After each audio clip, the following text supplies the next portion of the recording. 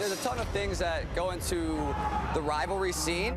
Oh, we need these rivalries. Yeah, E versus NA is good enough, but exactly, now that's what I need. Rated as a player is a pretty good guy. Like, he's actually really, really good.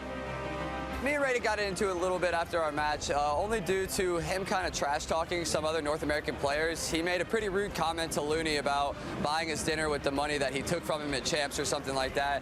And it felt super disrespectful to me. Looney didn't really say anything back, so I felt it was kind of my place to, you know, let him know that you didn't even win the tournament. You got second. Congratulations. Just Clayster getting happy over saying, because there's no ban and protect, Europe's not taking a map this year or something, when it's just ludicrous. I think last year Bance was probably their best player, and he kind of helped mold that team into a powerhouse that it was. But the team swap that happened, I think it was a really dumb move, and I think now his ego is carried over. I think he needs to calm down in the ego department. I just looked at Clay, and he just gave dead eyes across the stage. I think they definitely, I wouldn't say worried, I don't think worried's the right word, but I think they definitely know that we're not just pushovers anymore. Rated hops up out of his seat, lets the FaZe players hear it. If we match up against Orbit at Vegas, I'm going to play my game just like how I always play. They don't scare me. They don't scare anybody on my team. In the end, they've only had 1 year of good placing, so let's see if they can carry it over to another year. I want to win everything this year. Obviously, second at Champs, like, people obviously think, oh, you'll be happy with our first European team, but if you're not winning, it doesn't really make a difference. So I just want to win everything this year, and I think I've got the squad to do it.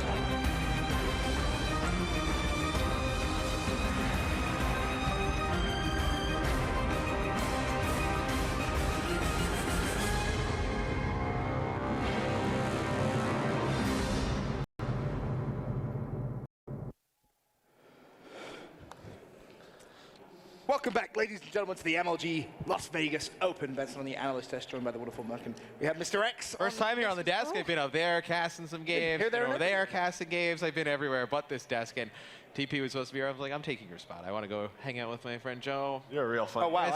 Resident European Benson. Wow. I've seen you a lot, though, this weekend. That's sharing a room. Yeah, you keep waking me up. Thanks for that, by the way. Listen, my call times are early. Got to blow dry your hair in the morning. It's a problem. Yeah.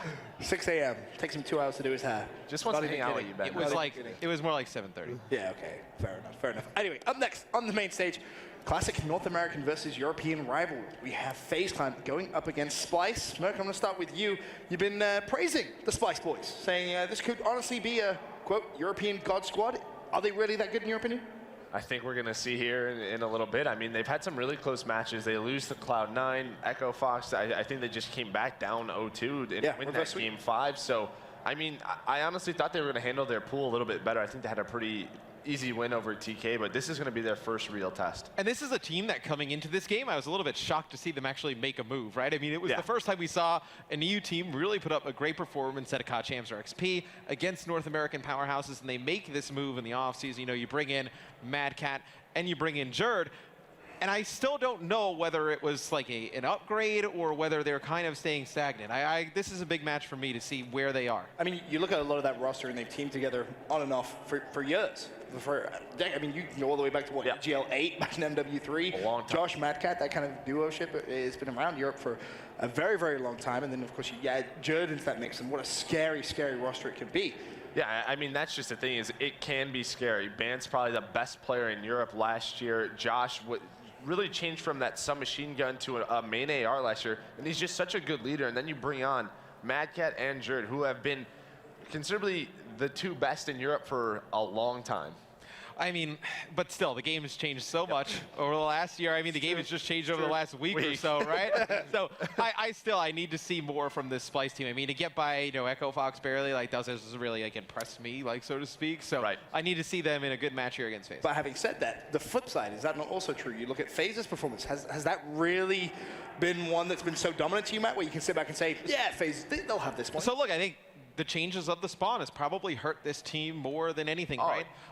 I mean, what happened is the spawns obviously changed to go a little bit further out. They were so successful at PSX because they're able to play the hard points a little bit more like they did in Advanced Warfare, where you can have Zuma just flood in, flood in, flood in, where the deaths don't really matter. It's just all about the engagements. Now, you really get punished from those deaths, and I think it hurts FaZe a little bit in the hard point. Yeah, I mean, talking to Clay, he said, this patch didn't help us at all. He goes, we know that, so we have to keep adjusting. And they've talked about that. And this is a team, they've had you know, their struggles, they've had their victories, so they know how to work through this together. Do you think, kind of on the flip side to that, obviously talking a little bit about that patch, do you think that may help Splice, or are they in a similar position in your opinion? I think they're in a similar position, if not maybe even a worse position, to be quite honest, because you have Bance, who kind of comes into the game last year, you know, learning that style of play, and you have Jerd, who's a really fast-paced player, and you just slow those guys down. Like, this late in the game, it's going to be difficult. Clay, obviously, you know, you look back to Black Ops 2, one of the better anchors in the game. I think you can kind of look at him as like the vocal leader of this FaZe team, but I really think Jerd on the side of Splice has a lot to show in this one. Yeah, I mean, when you talk about that update in these guys, I mean, you look at Black Ops 2, I mean, Mad Cat and Jerd were on that Epsilon team that was just so good. They gave us a lot of trouble. Yeah, I mean, it was famously 100-pointed impact. Yes, at Anaheim. So, I mean, crazy. This is a team that they know how to play this slow style. Before your time. That was all Shane. It was all Shane. Yes, it was. Hey, man. Shane was carrying the squad back then. I remember when he juked that sentry. Yes. That's Shane's claim to fame. 10 kills a game. CTF slums. Hey, OBJ. I love you, Shane. You know all about OBJ, right, Mark? It's the gritty stuff that had to be done back then. Yeah, I guess so. Yeah, the OBJ where it kept Joe on a lot of rosters. That's why he's here at the desk. Wow.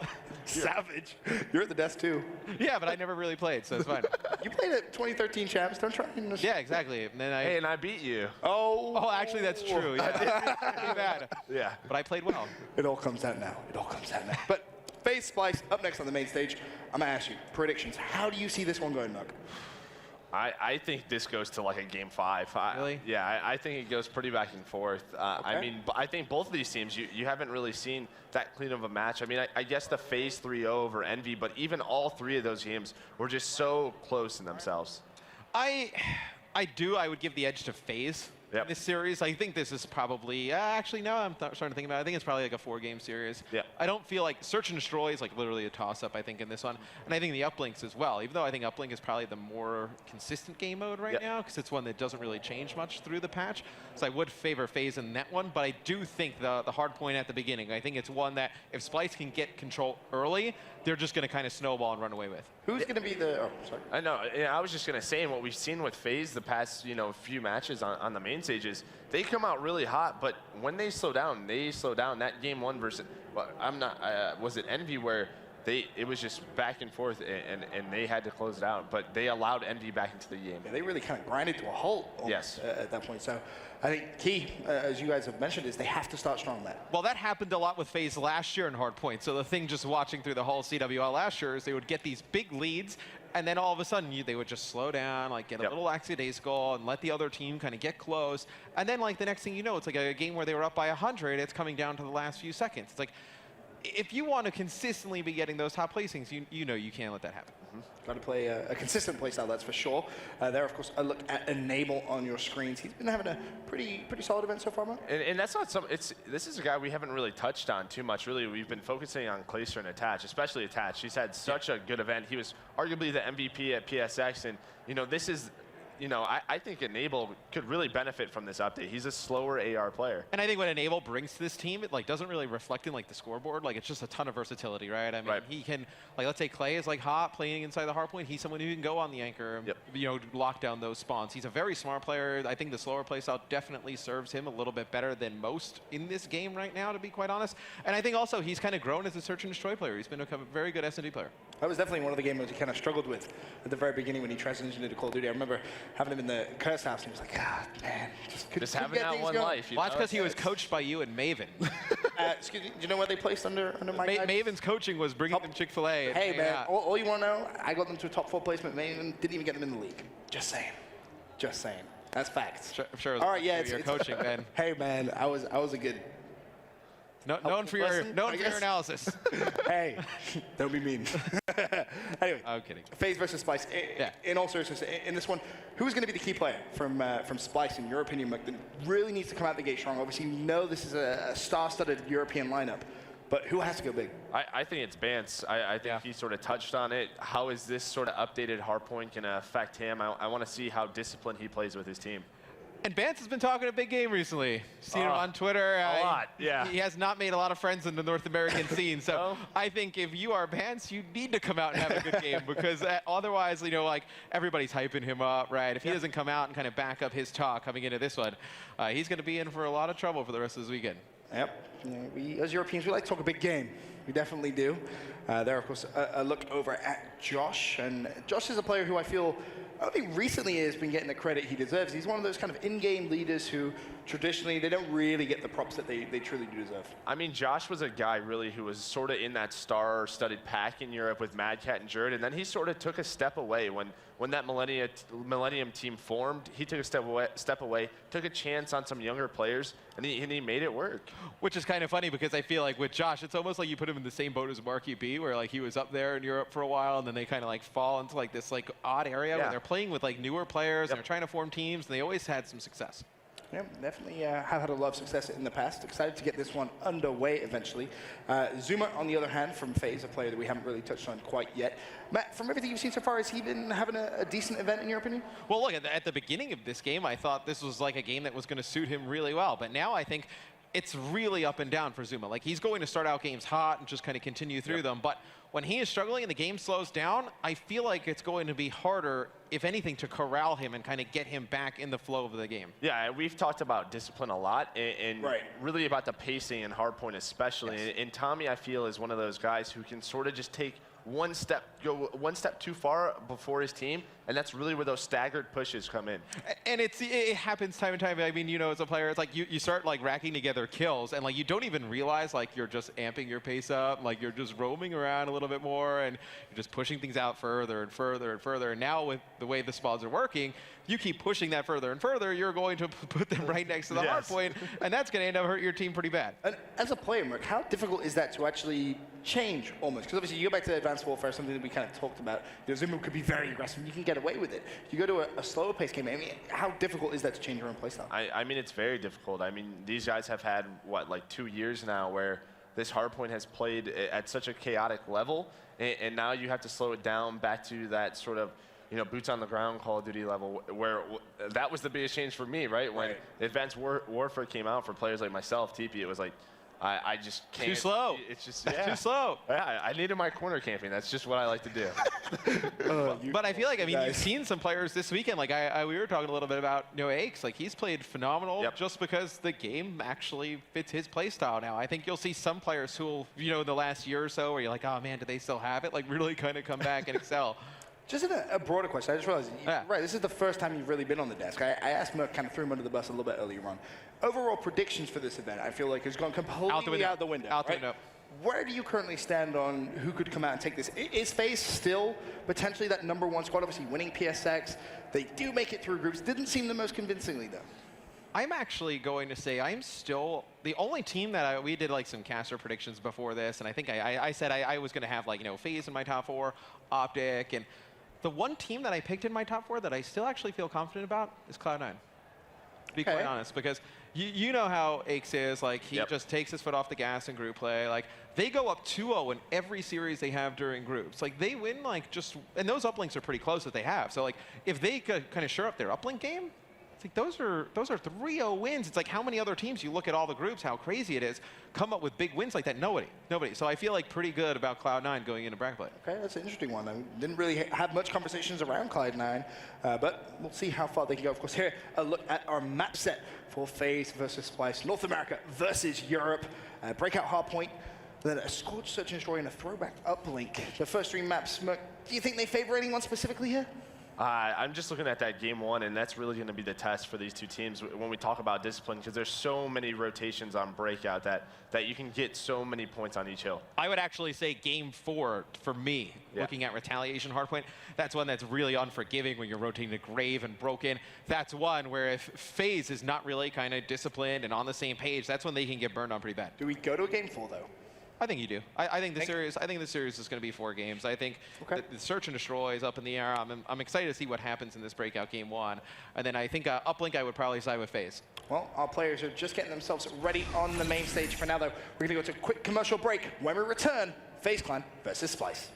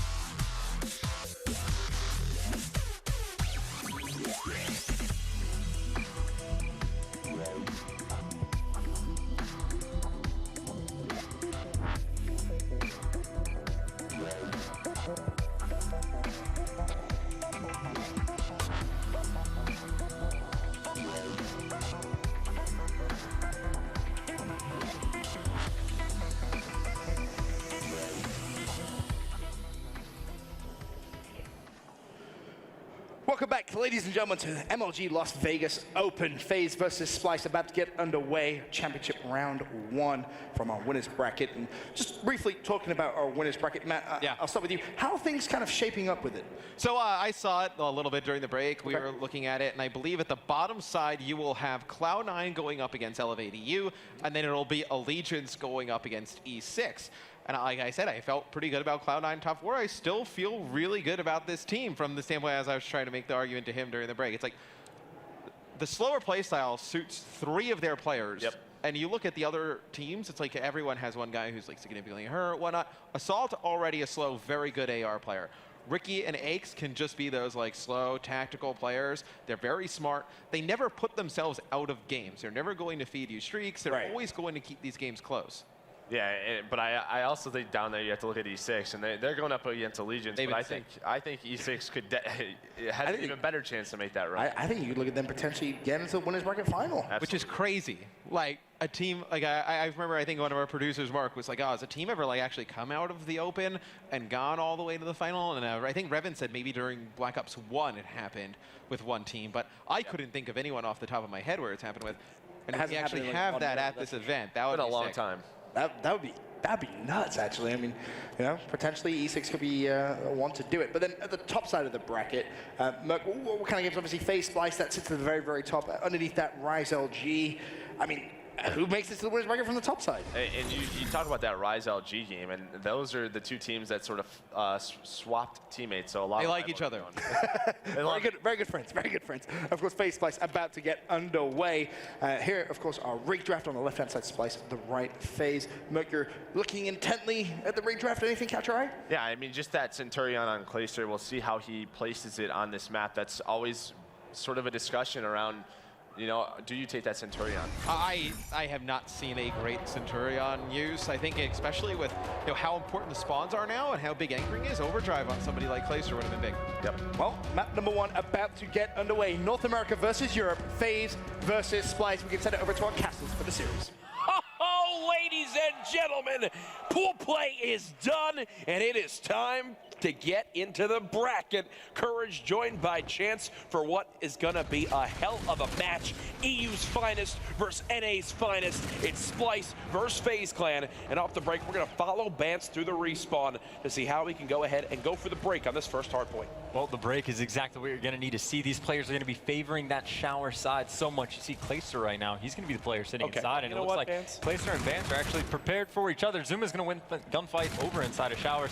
You see Jared trying to push up close to the hill, but Enable sitting inside, able to pick up his 2nd kill. Clayster also on the 3 streak. I already heard Clayster start screaming. He's gotten a few kills. He's starting off 3-0. Absolutely love the energy these guys bring to the venue. And you actually saw the first video that played was about the rivalry between Rated and Clayster. I think I saw on Twitter, Rated and crew in orbit eliminated. Now though, Splice, the European hope, Brycey on Twitter asked him his prediction. He says, you know, FaZe are looking hot, but I have to side with my European brothers in this one. Right now, it's all FaZe up 30-4. Make it Clayster on a roll. 6-0 off the break. Well, it's worth mentioning that I haven't seen a single hardpoint game where the team that gets full streaks doesn't win. So right now, Clayster already building towards that, just 100 away from those next Scorchers. Either way, though, they're inside the hill. The points are the only thing that matters, and FaZe has a 40-point lead. You see Clay on that 7-streak. A player coming out just in front of him, gonna get it with the pistol. Now he's just 100 points away from the Warden. Clay's looking pretty good so far. A Warden off the first life. That'd be the first time we see that this weekend here at the CWL Vegas Open. He's going to rotate towards top laundry and begin to help his teammates with fire down range. There it is, folks. Let's wait to watch him off the respawn to call it in. I want to see the major alert. I want to see the Warden on the top of your screen. Clayster is 9-1. The crowd's behind him as well as he's going to go ahead, streak for this next rotation. FaZe up 74-4, Chance. Kind of curious as to when he's going to call that Warden in. Either way, the new hard point is up. You see the streak score mildly effective. Enable's going to be able to work inside in the hill as well, but still 79-4 right now. Splice not looking too great. You see Josh sitting at 1-6, just struggles all the way around. They're getting destroyed on the rotations. They're getting destroyed inside the hill. They can't break. They can't do anything. This is the FaZe we expected to see coming into this tournament. Yeah, it's looking a little bit more reminiscent of the PSX FaZe, up by 90 seconds now. So one-sided and Chance, what is it for you right now that's working so well for them? I mean, can you really say anything other than Clayster started out 9-0, Enables 8-2 on a 4-kill streak, and Zuma's on a 5. They're just not dying. Attach has 1 kill to his name, and it's a 100-point lead in favor of FaZe. There's nothing for this guy to do, and Clayster is hardly losing any gunfights. It takes 3 players from the opposing team to bring him down. Splice just can't seem to get anything going. Let's rotate over towards Mad Cat. He's near this new commissary hardpoint, but even on your mini-map right now, he's getting surrounded, and there's the Warden, folks. The skies have been taken over by FaZe Clan. It's over a 2-minute lead. FaZe going for the spawns and the break. It's 3 dead again. Forget the 100-point club, Chance. They're going for the 10-point club. Well, the fewest amount of points I've seen scored in Hardpoint is 7. So they are on the way to make this happen. Look at the combined streak. Yeah, completely dismantling the opposing team just outright. Now they got the Warden in the air. Now you see Zuma's got full streaks. I think Enable has a couple streaks as well. So everything that could go right is going right. And Tatch is just bored out of his mind. You see he knows exactly where the player is going to be coming from. He's able to get a 3rd kill, not able to get his 4th. But it does not matter. FaZe is going to be there to pick up the slack. It's 159-6. FaZe, I don't know what they had for dinner, but apparently it's got them locked in right now. Forget the strategies, forget everything. Splice just need to get some kills, Chance. They're down by 3. FaZe could put down their controllers for 3 minutes and it would be a tied game. I mean, honestly, if you need to take a bathroom break, don't go in between matches. Just go right now. Go ahead, Attach. You've got some kills anyway, so you might as well. I was about to say, Attach ain't going to make too much of a difference. More streaks being called in as well. The first set of rotations are in. The hardpoint is going to be the brand new one that no one is going to sit inside. It looks like Splice has avoided getting 10-point clubs, but still they're sitting inside the old hardpoint. They need to get on top of the building to get oh my points. God.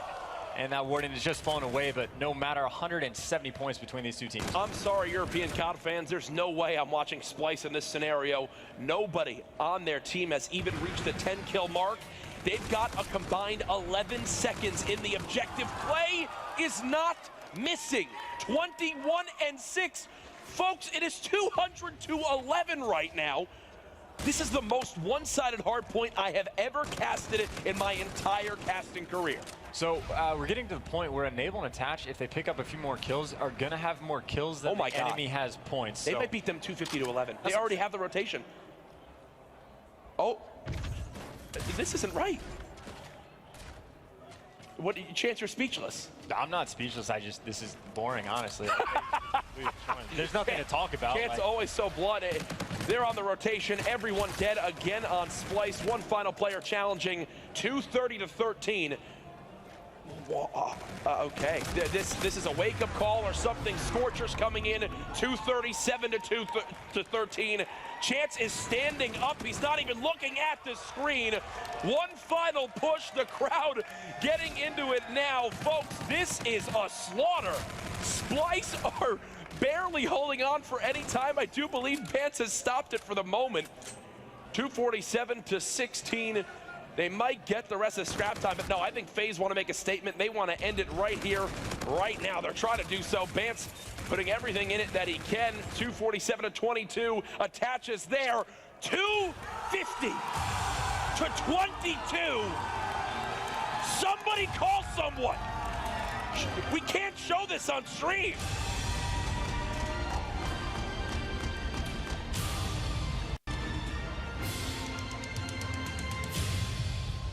So, moving on to gonna play some Search and Destroy after this. -30. Clayster got more kills than Splice got points. No way. You get a point per second, and Clayster got more kills. I mean, he started out 9-0, and it's like, I mean, they slowed down, I guess, in terms of kills, but like, it's pretty good. Yeah, no, FaZe is looking good. NA versus EU. NA, they're better. Josh, 3-17 with 1 second to his name. Pretty big stuff right there, as that is going to be game number 1. I can only imagine what Twitter is saying right now. Chat spamming all sorts of things. That was a rough one. I genuinely, for one of the few times, I don't know what to say after a map. We just got the audio cue for Clayster replay incoming. I was about to say the entire whole map. Just replay the whole map as we get ready for game 2. Here's where I can hear Clay scream at the top of his lungs, because he starts off 6-0, puts more kills together, earns the Warden in 2 hills, and then they don't look back. Look, just watch the score. Just watch it keep going up while the number is still 4. Unbelievable stuff. I don't know. I mean, it's picture perfect hardpoint as well, right? They did all the rotations, got right. They got all the hills. They had the right person inside the hill. Anything you ever need to learn about hardpoint, you can just, well, at least on this map, you can go back and rewatch this gameplay. The coach for FaZe must be very, very good at his job because, I mean, it doesn't get better than that. Not only does he play smart, but he's damn handsome. And, you know, he's got a smile on his face after that one. Silver lining for Splyce. They're going into a little bit of slower paced game mode in Search and Destroy up next. Won't have to deal with a hard point if they can get to that game 4, but if that's any sign for things to come for FaZe Clan, they're looking to make that repeat championship PlayStation experience. And then now here at the Las Vegas Open, a reality. Look at Splyce. I don't really know what to say for him because that was just rough. They need to forget about that. I was about to say, you can bounce back from that. I don't think that's. I think you mentally check out of that game after like the third hill, and you just go ahead and start focusing for the next one. Like if you lose like a 250 to 249 game, that's devastating because like you were so close. But if you get beat by 240 points, whatever it was, like maybe you could bounce back for the second, or FaZe is going to 6-0 'em, and it's going to be bad. One of the two. It either is going to be one of the two. The redraft about to get underway for this game number 2. It's going to be Scorch, Search, and Destroy. Definitely a map where we can see snipers out on that B site. Enable commanding the troops as, let's see if there's anything too crazy coming out right now. Doesn't appear so, as Propulsion very popular on this map and really every single game mode. Reactive armor on Bance as well as Zuma. Not surprising when it's on your most aggressive player. Folks, we just watched the biggest hardpoint slaughter I have ever seen on the main stage at 250 to 22. We're about to change things up, though. Head into Search and Destroy. Chance predictions for Splyce on this map. Really, anything they do would be better. I'm just going to go ahead and say 6-1 FaZe. Like, after that, they just got completely outclassed in every facet of the game. I know Search and Destroy is a vastly different game mode, but either way, I don't know. FaZe, they came into this expecting to be the best team in the game. They proved it at least right there in that past map, of course. They got to continue that kind of destruction, but we'll see what Splyce is able to put together. All right, folks, let's get into it. Game 2, Scorch, Search, and Destroy. We're watching Josh, who had probably one of his worst maps in his entire long-standing Call of Duty career at 3-17 in hardpoint. Looking to see what he can do. First blood now for Bance. The second challenge comes in. Does look like Splyce is the number advantage for the moment as, wow, Bance has already soared to 3. Can he chase down the ace? It doesn't matter. Splyce take round 1 in a very quick fashion. Yeah, and that is a huge round as well. They didn't play passive. They just, you know, they came right for FaZe's throat. They were able to come out on top, and that's got to be a breath of fresh air, right? You went from having absolutely 0 success, and now you've at least got a round on the board in Search and Destroy. So again, just take that deep breath, focus on the next task at hand. So Splyce up 1-0. Go ahead and switch on over to FaZe as they're on offense now. See if they can go ahead and have a similar luck as Splyce when pushing towards this B site. As you can see through the X-ray, an aggressive player already getting towards this front trail side, and I have no idea if FaZe actually knows, so he could be the catalyst in getting this first blood for his team. Grenades coming in from different angles. An attached pop to back out plays like. Yeah, 8-man stack on this B-bomb site for the moment. Someone's going to be able to make the first move. Jared's going to get that first blood. Difficult to trade out as well. You see Bance is pushing up to help out his teammate. It's going to be a clean trade right there. 3 versus 2 in favor right now. Splyce. Jared able to pick up his second kill as well, attached in 1v3. And those players for Splyce are wasting no time flying across the bomb site, making sure to close that one out and not give Attach any hope of clutching that round. Nicely done by Splyce. Mad Cat goes flying out for the 2-piece to close out the round. All right, so they've regained their composure. They've got themselves a round lead at the moment.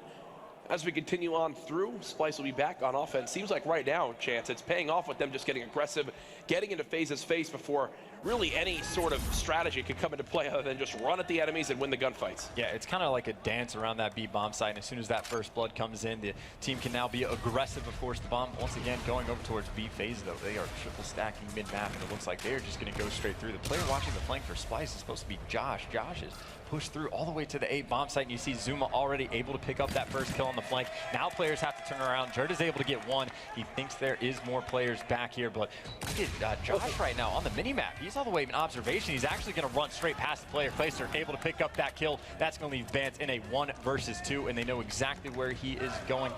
Does have that bomb in hand to his credit. Still, though, difficult situation to be in. I thought that was Let's Go Bance, but no, it's definitely Let's Go FaZe. Confused me for a second. I was surprised to have so many Bance supporters in the venue this weekend. But no, all about FaZe. They're hitting this outer wall run, and they'll go ahead, clean them up with ease. FaZe Clan get their first round. And That's the universal sign for hello. A very nice gesture there by Zuma. Wants to make sure the camaraderie is felt as he salutes him and says, good try there, buddy. I think that's what he was saying. Yeah, gotta hit him with the salute. Totally the most respectful thing possible in that situation. But either way, FaZe doing a nice job to close out that round. Again, we saw a bloodbath of a map number 1, and now FaZe is making sure that that does not happen map number 2. Not going to get 6-0'd here. So a very close game. Going to see what FaZe is able to put together on offense. They mixed up to the strats quite a bit for that defensive round. Going to see if they pull anything out of the bag, and that seems to be the case. 4 men leaning over towards this A side, and there is no one for Splice that is going to be watching it, and they are wasting absolutely no time. Yeah, I like this pressure from FaZe and Splice. Look, they have no bodies here. One player rotating on over. He'll get cleaned on up. 3 versus 3 scenario as Enable, Clayster, and Zuma look to open up this A site, and I think that will be the shot call to just immediately go for this objective. What can Mad Cat do as he pushes towards the back lava area? Nothing as of yet, as Bance has opened up this A-bomb site. Second blood going to come in as well. Bance cannot be stopped. Clayster's able to pick up one, and Bance is going to be there to shut him down. He is 10-4 right now, or 10-2, excuse me, on the 4 kill streak. Either way, I like the play call out of FaZe to go over towards A. Ooh, we got a lot of little talk going on back and forth between these two teams. Apparently Clayster is something against these Europeans, because there's always some banter going on with FaZe Clan and the European squads, which have all about rivalries in Call of Duty esports. Some of the most legendary storylines have come from them. Splice still in command of this search and destroy, even with the crowd being behind. FaZe not helping here.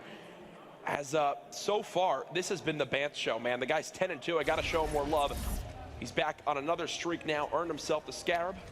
Moving towards his second streak, as Splice will go ahead and go back to what's worked for them so far this game, the B side. Well, gonna get picked off immediately. The sniper of the K-bar is Clayster when he is on point, so gonna get that first blood. Of course, it does appear Josh, number 1 on your screen, is gonna be flanking around again. Clayster was able to pick him up last time, so they're aware of what is gonna be going on. You see a player is gonna be just around this corner. Not quite ready for the gunfight though. Josh is gonna get the kill, and he's gonna get out, evening this up to a 3v3. That's the best case scenario, because look at what that's also forcing FaZe to do. On your minimap right now, they don't feel safe anywhere. They're gonna begin to rotate towards this A site, and if you look at the rest of the minimap, Splice couldn't be further away, so that distraction by Josh, he gets out with his life to a veteran play, as that will go ahead and give Splice a major opportunity to actually take this round. Ooh. Well, went from a major play, and then he didn't check his corners. Yeah. One of the staples of search and destroy in Call of Duty. Always have to check those corners. Still, the 2v3, the bomb is down, so Splice is not out of it yet. A player going up top is going to be able to take down Jared. That's Enable. Mad Cat now less alive in a 1 versus 3. Imagine FaZe is just going to flood this bomb site. One player is going to be in the back. The pinch is coming in. A player jumps over top, not able to win the second gunfight in time, and Zuma is going to be able to finish off that kill. So FaZe going to get another round on the board. 3-2, they're keeping it close. These teams looking a little bit more evenly matched in search and destroy.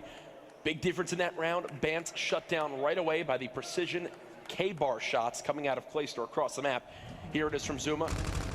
Make sure to team shot with Enable to close out that round. And Chance, you have something you want to bring up about this? Yeah, something to think about is last time FaZe on offense, they 4-man hit A right away, and Splice sent 0 people over there. So even if FaZe just elects to continue to go back to this B bomb site, the standard thing, you'd imagine Splice is at least going to be cautious and make sure to watch the A bomb site, and that seems to be the case. They sent 2 men over. So FaZe, if they play hyper aggressive right now, they can flood out the B bomb site, get it down, and get some kills. Look at how they're playing this, Chance. They're actually playing more passively around the Scarab near the back of their base, and they're letting Josh and Jerd aggressively push up the sky bridge. Does Clayster sniff this out? It does appear so. There's one challenge. It's the second. Can't clean him up. It's going to be Jerd with the headshot, making it a 3-on-3. And look at how paranoid Enable is now. He wants to move up with the objective, but they've got to clear out their flank. They do just that. Back down to a 2-on-2. Mad Cat and Bance against Attach and Enable. Streak has been used by Bance, though. Mad Cat has that gunfight inside of control.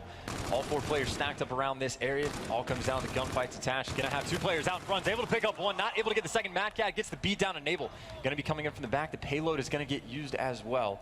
It looks like that was overdrive. He was just trying to get out of dodge. 30 seconds left in this round. Enable does have that bomb in hand. How does Enable try to play this one? He's worried about Mad Cat still being on this back rock side, and Mad Cat can take all the time in the world. He doesn't have to worry about planting. 15 seconds remaining. Up to Enable to still make something happen. And I think he's now made his decision. How does Mad Cat play this? Looks like he'll go ahead, check the first site, Won't spot anything here, and I do believe he's too far away to actually pick off Enable on this plant, but does Enable more camo? He does. A major difference maker. He's going to pop it right away. But that's actually a best case scenario for Mad Cat because he tags him up and he'll just go ahead and fall back and wait this one on out. So a burn of the payload ability, and it's for nothing. Yeah, that is a huge play. Still, though, he has to clutch the 1v1 to get the best use out of it. You see what Mad Cat is trying to do, flank all the way around back in the base, and Enable, of course, needs to stay by that bomb site. Players are going to run into each other any moment now. 17 seconds left. Mad Cat has to make the move. The pressure is on him. He's near the bomb site. He's pre-aiming. Oh, he knows he's somewhere. Going out for the challenge. Enable not going to peek it, though, and he's wasted enough time anyway, and he wins the gunfight. Nice stuff from Enable. Keep it at 3-3. Let's see it again. As Enable just sits in the corner and hip fires the whole time and lets him walk right into his bullets. You know, when I use the NV4 hip fire, I get turned on twice and have 2 videos on Twitter that get 3,000 retweets and people spam 0-15. When he NV4 hip fires, he hits all 4 bullets. Well, just to backtrack a little bit, trying to ignore the 0-15 meme, he also burned the camo, but still won the round. So important to note that it wasn't a complete waste. Active camo still being put to use, though. Spice is going back towards this B bomb. I love this. I love this. Round and wasting no time. FaZe, you see 2 members coming on the flank, but it's going to be Mad Cat that has the gunfight. Zuma, though, able to come out on top. Zuma flanks. Look at the pressure coming in from FaZe. Every single lane. Their vultures going down to the prey. 2 now dead. Jerd trying to make this round go in his team's favor. They brought it back to a 2-on-2, actually. Enable on one side, Rewind ready to go for Jerd. He's going to challenge the first. The beatdown is there. 1 versus 1. Zuma against Jerd, 2 of the most explosive submachine gun players in the history of Call of Duty. They have ARs this time around, and whoop! Bringing it back in time as he rewinds and wins the round. It's a flashy play, a great use of the payload ability as he goes around and clutches this one up. So many tense moments here, Chance, in this search and destroy. And beautiful play on both ends as well, because I'm not sure who that player on FaZe was, but he was next to the bomb, baiting it out, laying down, pre-aiming exactly what Jerd was going to do. Of course, the rewind gets you out of a bad situation. So that's a situation where no one did anything wrong. Sometimes, you know, you do everything right and you still lose. That's just life. Have to commend Enable. His search and destroy as the weekend's gone on has definitely improved from the .25 KD he had in his first few matches of S&D this weekend. Now leading his team, has a streak to his name, and if you look at your mini-map, again, another interesting setup right now from Splice as, I think I know what Clayster is using this round. He's got the sniper, he'll get first blood for his team. Jerd in a gunfight as well. He's going to be causing quite a bit of ruckus. FaZe going to struggle to make any moves until they take care of this player. Of course, that bomb is leaning. Jerd trying to go for the beatdown, able to finish it off. How does he get out? It's the gunfight against Zuma, and he gets out. The player's not going to be there for the trade. That's Clayster in the back again, has that sniper right in hand. Yeah, not a good secondary weapon. He should be able to find the K-bar that was dropped by his teammate, though. I imagine he's going to be looking for that. That is the case. So he does have that in hand. Still, though, 3v3 situation. Bomb towards B. Clayster able to use that K-bar to his advantage, helping out his team. He wants the ace, man. There's 2, about to get 3. No, nothing yet. Gets challenged, and now it's a 2-on-2. 25 seconds left. Enable will plant the objective. And now I want to see him play around this streak, man. They've got what they need to win this round. And he does actually see one pushing towards middle. Stay alive, Enable. Stay alive, Enable. Wait for the help of your teammate. I do believe he's going to get it, but no, it's actually attached, getting cleaned on up. 1 versus 2. Streak now coming in. What can it do for him? And he should just stall this out. Yes. Hover this as long as possible. Buy time. He knows who the players are. Beautifully, beautifully called in. 1 versus 2. Enable trying to be the hero for FaZe. This one tied up at 4-4. Shots down range, and oh no! Oh no, we're gonna pretend like that didn't happen if you're a fan of FaZe. In fairness, though, that bomb was planted on the opposite side. I don't know if he would have had enough time to get there, even if he won the gunfight. So that's a Trinity Rocket burn right there. It was a good idea by him, but got nothing out of it. So again, we saw a round earlier where the active camo gets burned for essentially no use, but the round is a win, so it doesn't matter. Yes. That might come back to haunt them. Chance, this is the series we wanted, these 2 teams so neck and neck right now. FaZe fans in the crowd, your team needs to mount the comeback right now if they want to go up 2-0 in this series. Does Clayster still have the sniper? And oh, he does. 3, 2, 1. Does he peek? No, not about yet. And again, Splice immediately dive right towards subjective. They know Attach is behind this grill. They get some tax on him for the moment as he's just trying to stay alive. His teammate now cut down. 3 versus 3. Attach is now found by Splice. Clayster moving up the map. He's got his overdrive. Nothing for him there. Enable the final hope for FaZe in this game 2. And and he's about to get pressured by two different players. Snaps right onto one. The second player is there, and he's somehow gotten out with his life. But he still has to defuse his objective, and that is going to be his biggest worry now. 20 seconds left. Mad Cat, the veteran, playing this one absolutely flawlessly. It's tough, too, because Enable jumped far enough back mid-map that he couldn't watch the cross to observation, so he has so much stuff that he needs to clear out before he can defuse this bomb. There's just nothing for him to find. Mad Cat able to finish the kill as well, so tough spot, but Splice. Talk about a bounce back as well, because again, it was a 250 to 20 hardpoint game, but staying strong, win the search and destroy, and doesn't matter how much you win by, the W is all that matters, so we do have a series tied at 1-1. Yeah, rough game for Attach. 3 and 9 from him. Enable did all he could. 8 and 7, 3 plants and 1 defuse. But either way, folks, it's all tied up 1-1 in this EU vs NA showdown. One of the strengths of this new year of the Call of Duty World League is the focus on international competition.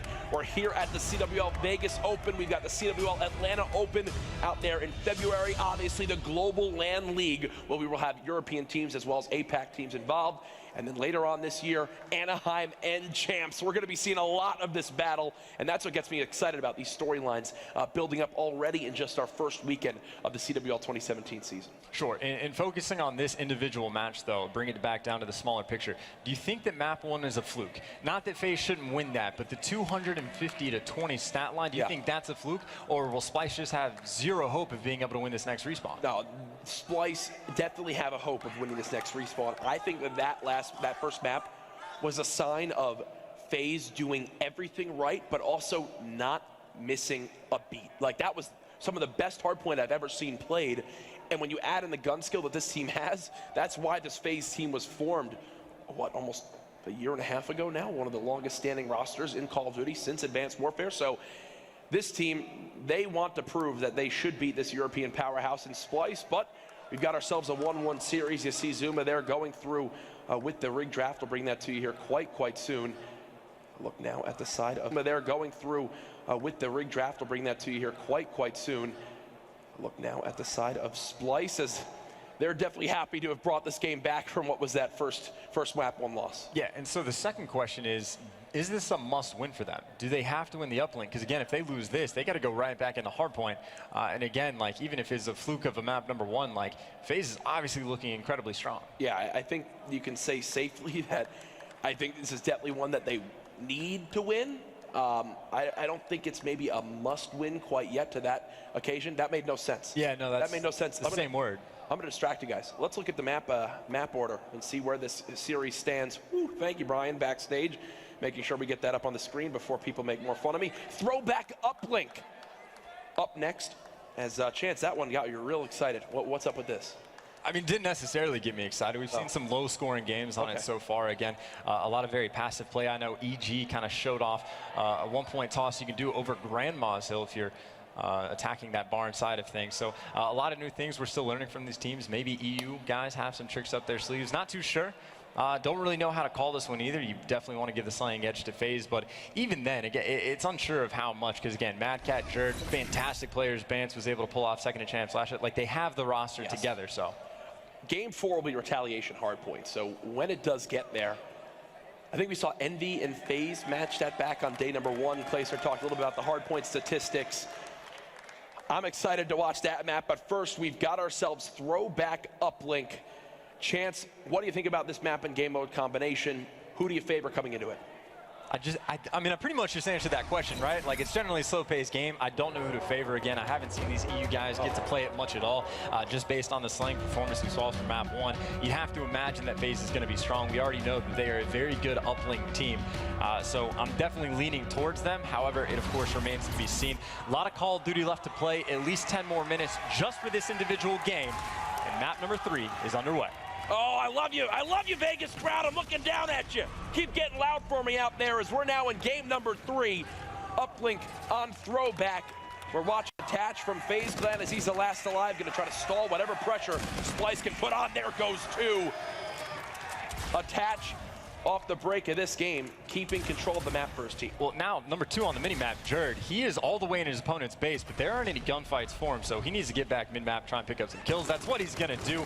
Not even barely able to pick up the first one, and nearly able to get that turned on there. So even up 2-2 odds. So Jerd, again, doing good job to get back into the base, causing all sorts of problems. He's going to be on that 4-kill streak as well. Finally, though, able to shut him down. Right now, every time I think FaZe gets a kill, the crowd is getting into it. So you can tell they're quite NA heavy here in Vegas. No surprise there, though. I don't know why I just went to the drone. That didn't make any sense, as there was no pressure on it for the moment, but Attach will try to stay alive near this underpass area. As, ooh, nice shot to the OSA from that range, but here we go. It's time for Jerd and crew to go for the throw. There's the connection. Splice up 1-0 at the first minute of gameplay. Yeah, and you can see Splice is really trying to prioritize the spawn trap that you can put in. We saw that from the positioning of Jerd earlier on. Still, though, it is a good job by FaZe to make sure to clear out their base to contain that lead just by a 1-point difference. Still, though, it is going to be Splice on the attack. They have all sorts of control. And for the moment, FaZe is kind of pinned back under their portal inside of bowling. Jerd's going to try and get at least another 1-point toss on board. Attach, though, there to take him down. Josh trying to stay alive. It's play, stopping him in his tracks. So I do believe for the moment, FaZe have stopped this pressure, and I do like how Bance has slowed this down. Nicely done by him to recognize the situation. Doesn't try to charge forward, just stays in control of top ticket window. And when he's got that locked down, his teammates are allowed to do what they're doing right now. Chance of that flood right across middle map. Bance going to go ahead, try to get this one. Not going to happen, and now FaZe, they've finally caught their ground, and they're going to look to move up the map. Jerd lasts alive, but again, he gets 2, and that's been the theme so far of this map. Chances finally, when FaZe move up, there's a player from Splice to get a 2-piece that stops any pressure they can put on. Yeah, and right now, Jerd is 9-5. He is causing all sorts of problems. He is constantly putting pressure on FaZe, and occasionally FaZe is able to deal with it, but again, you can only play defense for so long before those points are going to slip through. So again, FaZe trying to throw that drone mid-map, get as much control as possible. They're leaning towards that lemon side, and again, who's your guy that's going to be stopping that? It is going to be Jerd, able to find one, trying to get the second as well, shuts down Zuma. So again, FaZe, they are struggling to just even get on the attack. Now Enables actually found himself under the portal of Splice. There's no drone to show for it, though, so these kills are great, but he needs his teammates to win the engagements middle map if they want to act on this. So far, they've gotten 2, and they can look to score off this one, but somehow Josh has snuck behind enemy line. Zuma, though, expects the flank, as Splice need to now do what FaZe has done so far in this game, which is push out of their base, get some kills near their spawn to relieve some of this push that FaZe are trying to put in. 3 kills, 4 dead. FaZe clan, they've done it, and now they can go for their first score of the game. Yeah, Clayster's going to have this drone, going to go straight through Grandma's. You have Zuma still in the base as well. This is going to be a dunk without some crazy gunfight going down. And entire credit right there. Got to give it to Zuma. He was in the spot that Enable is actually in right now, watching that cross, and he was able to go on a 5-streak while doing it, setting up this spawn trap as well. So you're going to have that drone go for the 1-point toss. That's going to connect. So what was once a Splice 1-0 lead, FaZe very quickly is able to turn around, continuing in this spawn trap. Enable hasn't left this spot. He can count out how many players cross over. Finally, someone from Splice is able to shut him down, but still, the pressure is on. Will Splice be able to hold defensively?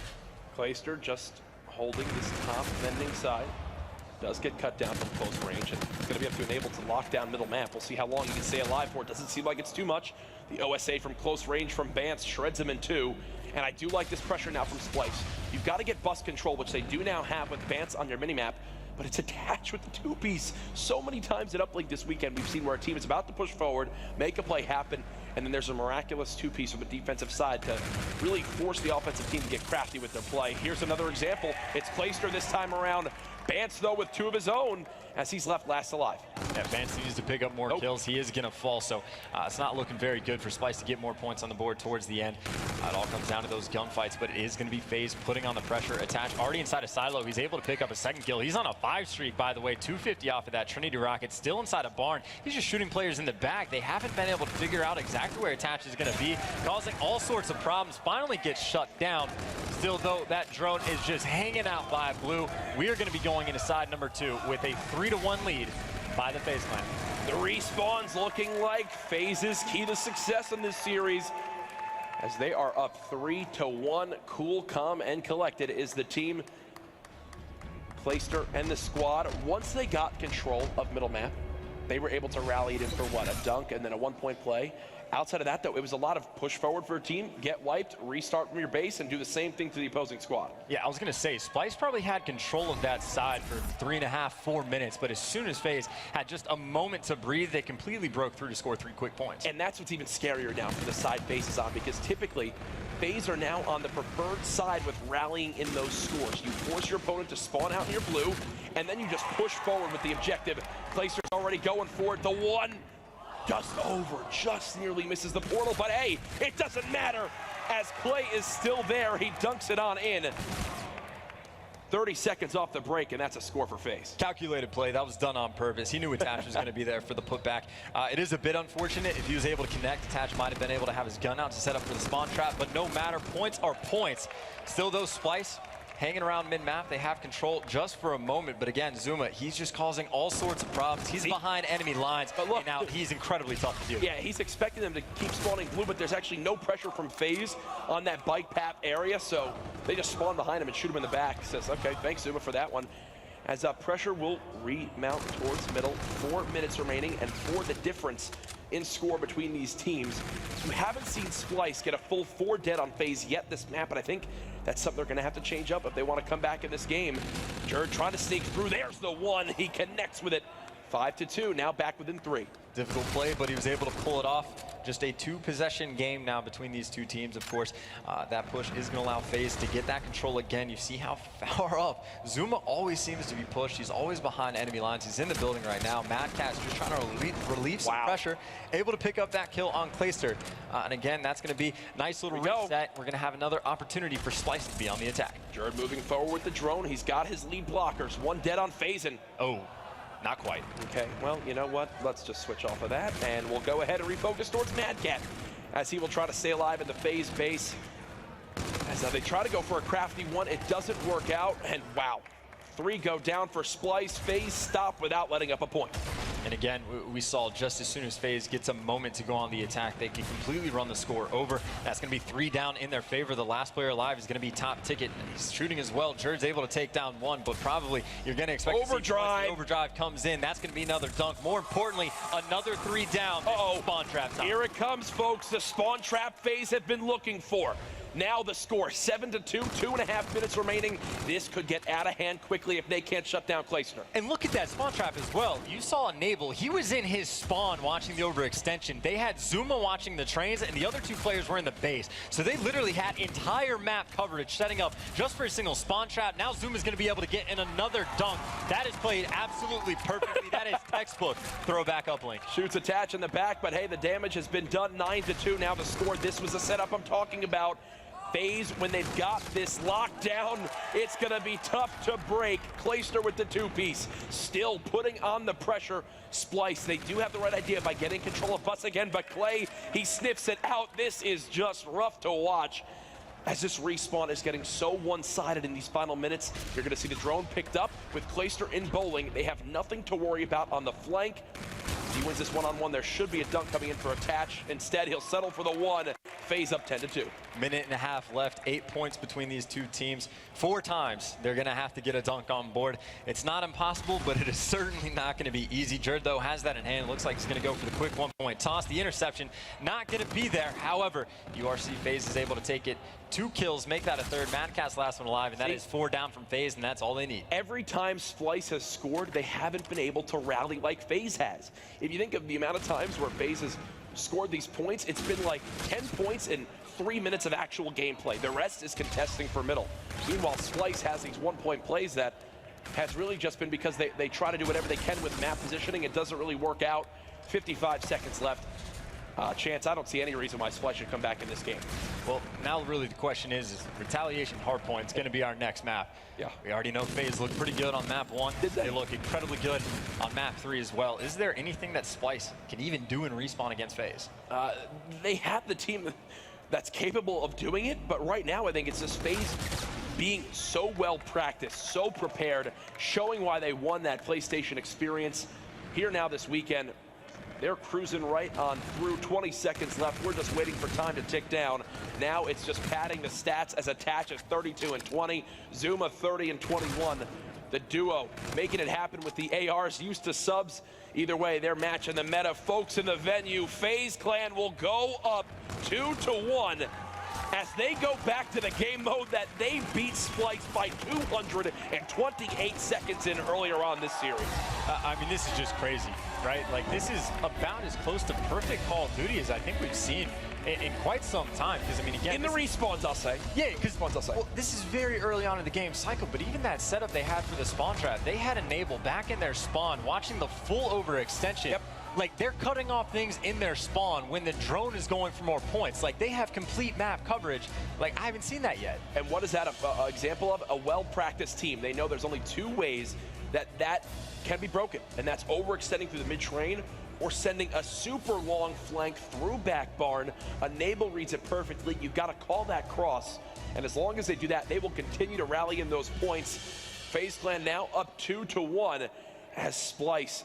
The unfortunate thing, they don't have a search and destroy next. They have a hard point, and they've got a tall order if they want to force this game 5. And again, FaZe was playing the hard point absolutely perfectly. Like, it's one thing when you play incredibly smart, because you still have to win the gunfights. And not only are they winning gunfights, they're winning the majority of them. So they can't be killed, and they're not making mistakes, and they're doing everything they can that's right. Like, that's absolutely insane. Well, we're having a great series on the main stage, but right now I know we have Chris Puckett on the floor for a quick update. Thank you, Courage. That's right. We are down here on the floor, and behind me we have 3 matches going on. These are all winners bracket round 1. You, of course, see Splice versus FaZe on the main stage, but to my right, we are going to have Cloud9 tied up against Elevate. This is another NA versus EU battle. Meanwhile, this is a rivalry fight behind me. We have Rise Nation going up against Luminosity. Luminosity was able to win that first hard point, and then in our final match, ALG was able to take the first hard point over E6, but Enigma 6, they've been the surprise of the tournament. We'll see if they can get another big win here in Las Vegas. For now, let's send it back to the desk for their thoughts on the last game. So, let's recap the series. So, start with map 1. Do we have to start with map 1? Map 1, I mean, there's nothing like that strategically happens in map 1. It was just a slaughtering. Have you ever seen a team get beat that bad?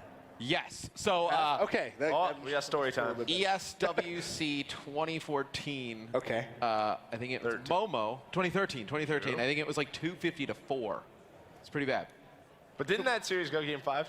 Yeah. Which this one could easily go game 5 as well. Okay, interesting. Well, FaZe, I mean, yeah. Map 1, they just crushed, let's be honest. Map 2, though, things go Splice's way. Joe, kind of break down what happened in the search and destroy. I mean, it's what you want to see after such a beating in map 1. You want to see these guys compose. They were honestly just sort of laughing it off after map 1. They were like, this was a bit ridiculous. We have to focus up on map 2. But really, you just saw Splice just playing extremely well as a team on that A-bomb site, getting those bombs down, and just clutching in those 3v3s. And then, obviously, the last uplink we just saw there, Matt, FaZe, once again, playing extremely well, making it look rather simple, to be honest. The respawn games have just been dominated by FaZe, and it just seems that they're, in uplink at least, in that last one, they're all on the same page. I think Chance called it out. You know, they're watching the angles they need to watch, just rotating back to their spawn and whatnot. But it seems like Splice, like in the respawn game modes, like it's odd, because the game is slowed down, but it feels like their teamwork has gotten like worse. Like they're kind of scrambled all over the place, which is odd, because you feel like when the game slows down, it should be easier. Yeah, and they might not just be used to just getting outslayed like this. I mean, we talked about this Splice roster, and there is so much talent, but FaZe is just putting a hurt on them in those respawns. Obviously, Matt, you predicted that this would probably go to map 4. You said it would be a FaZe walking away with a 3-1. We're in a pretty good spot. I was going to say, how confident are you right now? Yeah, I mean, look, going in retaliation, I think it's one of the hard points that is really unforgiving. Like, if you can rotate early to Grave and Broken, you're able to take a ton of time there. And even in that mid-hotel hallway, the last one, you're able to take a decent amount of time. I think FaZe is in a really good spot. They get that bridge early, get Clayster up there, just picking up some kills. Once they get the lead, I can't see them giving it up to Splice. I guess one of the questions I want to ask you, Mark, and I'm sure the rest of Europe would love to know, what does Splice have to do differently here in map 4? You just have to slow down FaZe slaying-wise, put the pressure on them. Like, every single game so far, Splice has fallen behind early. You have to put the pressure on FaZe, and that just deals with slaying. Slowing down attach, slowing down Clayster, it's a tough thing to do. Well, it's harder now. I mean, when the game was so fast, it's a little bit easier to make those big comebacks, right? Because you're just able to snowball. You start winning gunfights. Now it's like, you can rotate a little bit earlier, you can give up sometime, you can make it back. Like, it's a lot harder. Like, I feel like now you're just playing like the long game. Like, before you can come back really fast, 2 hills. Now you're trying to chip away. 15-point comeback on this hill, 10 on the next one. Like, you're just trying to consistently beat them. And it's a game that Splice is just not used to playing right now. There's a big roar behind us from the open station. There's a lot of FaZe fans out here, too. Dude, like, hey, man, FaZe fans can get stuff. rowdy, too. I would love to see that Optic versus FaZe matchup at some point throughout this tournament. Obviously now, That could be a while. Yeah. Could be a while. could be, but I would love to see it nevertheless. Of course, we'll try and keep you up to date with everything going on the side station. Here a look at our championship winners bracket. Of course, at the top, Team FaZe going up against Splice, Rise Nation versus Luminosity. Just underneath them, Cloud9, they take on Elevate, Allegiance versus Enigma 6. Just as a broad look at this one, Matt, if you had to give me a winners bracket final prediction right now, who are you going with? I would say FaZe Cloud9. FaZe Cloud9? Yeah. Okay. I feel Mark? pretty confident about that. I feel like I know what you're going to say with this one. I feel like you're going to go with the open bracket squad, huh? You're Nah, gonna go with I'm gonna switch it up. I'm gonna go Luminosity and E6. Hey, all right. Luminosity E6, so a little bit different there, a little bit different. Luminosity is a team that, like, they have just, like, unlimited potential that, like, I see them on there and I'm like, well, like, do I really, like, take them in a game, like, over FaZe? And it's like, I'm not sure, but, like, Luminosity could easily come into that match and they play to their potential and they just, like, steamroll right through. Obviously, back to the FaZe Splice matchup as it stands. FaZe currently sitting pretty 2-1. Heading over to that next hard point. A question for you, Mug. Who from Splice really needs to kind of step up? Because map 1 was not pretty at all, specifically talking about hard point. If I had to pick on a player, especially with Retaliation, I would have to choose Mad Cat. He's been such a dominant AR for so long. You really want to see him step up and make those high-impact kills on those rotations. How many kills did Josh have in game 1? You just had to bring it up, didn't you? I mean, I think it was like 3 kills or something like that. I think they all had less. I don't know, right, but I get what you're saying. I think you obviously need Josh to, like, kind of get his bearings, like, and respawn. But I do agree the sentiment that Mad Cat, though, is like that explosive player, you know, AR in the past who can really kind of control the angles that they need to. And it's a big task because he's going up against Clay. If by some miracle, let's say Splice was able to win this hard point, if it did go to a game 5, Mug, would you still say FaZe could take this, or would you maybe lean a bit closer towards Europe? Well, I think it still could go to FaZe. I mean, game 5, I believe it's Crusher, Search, and Destroy.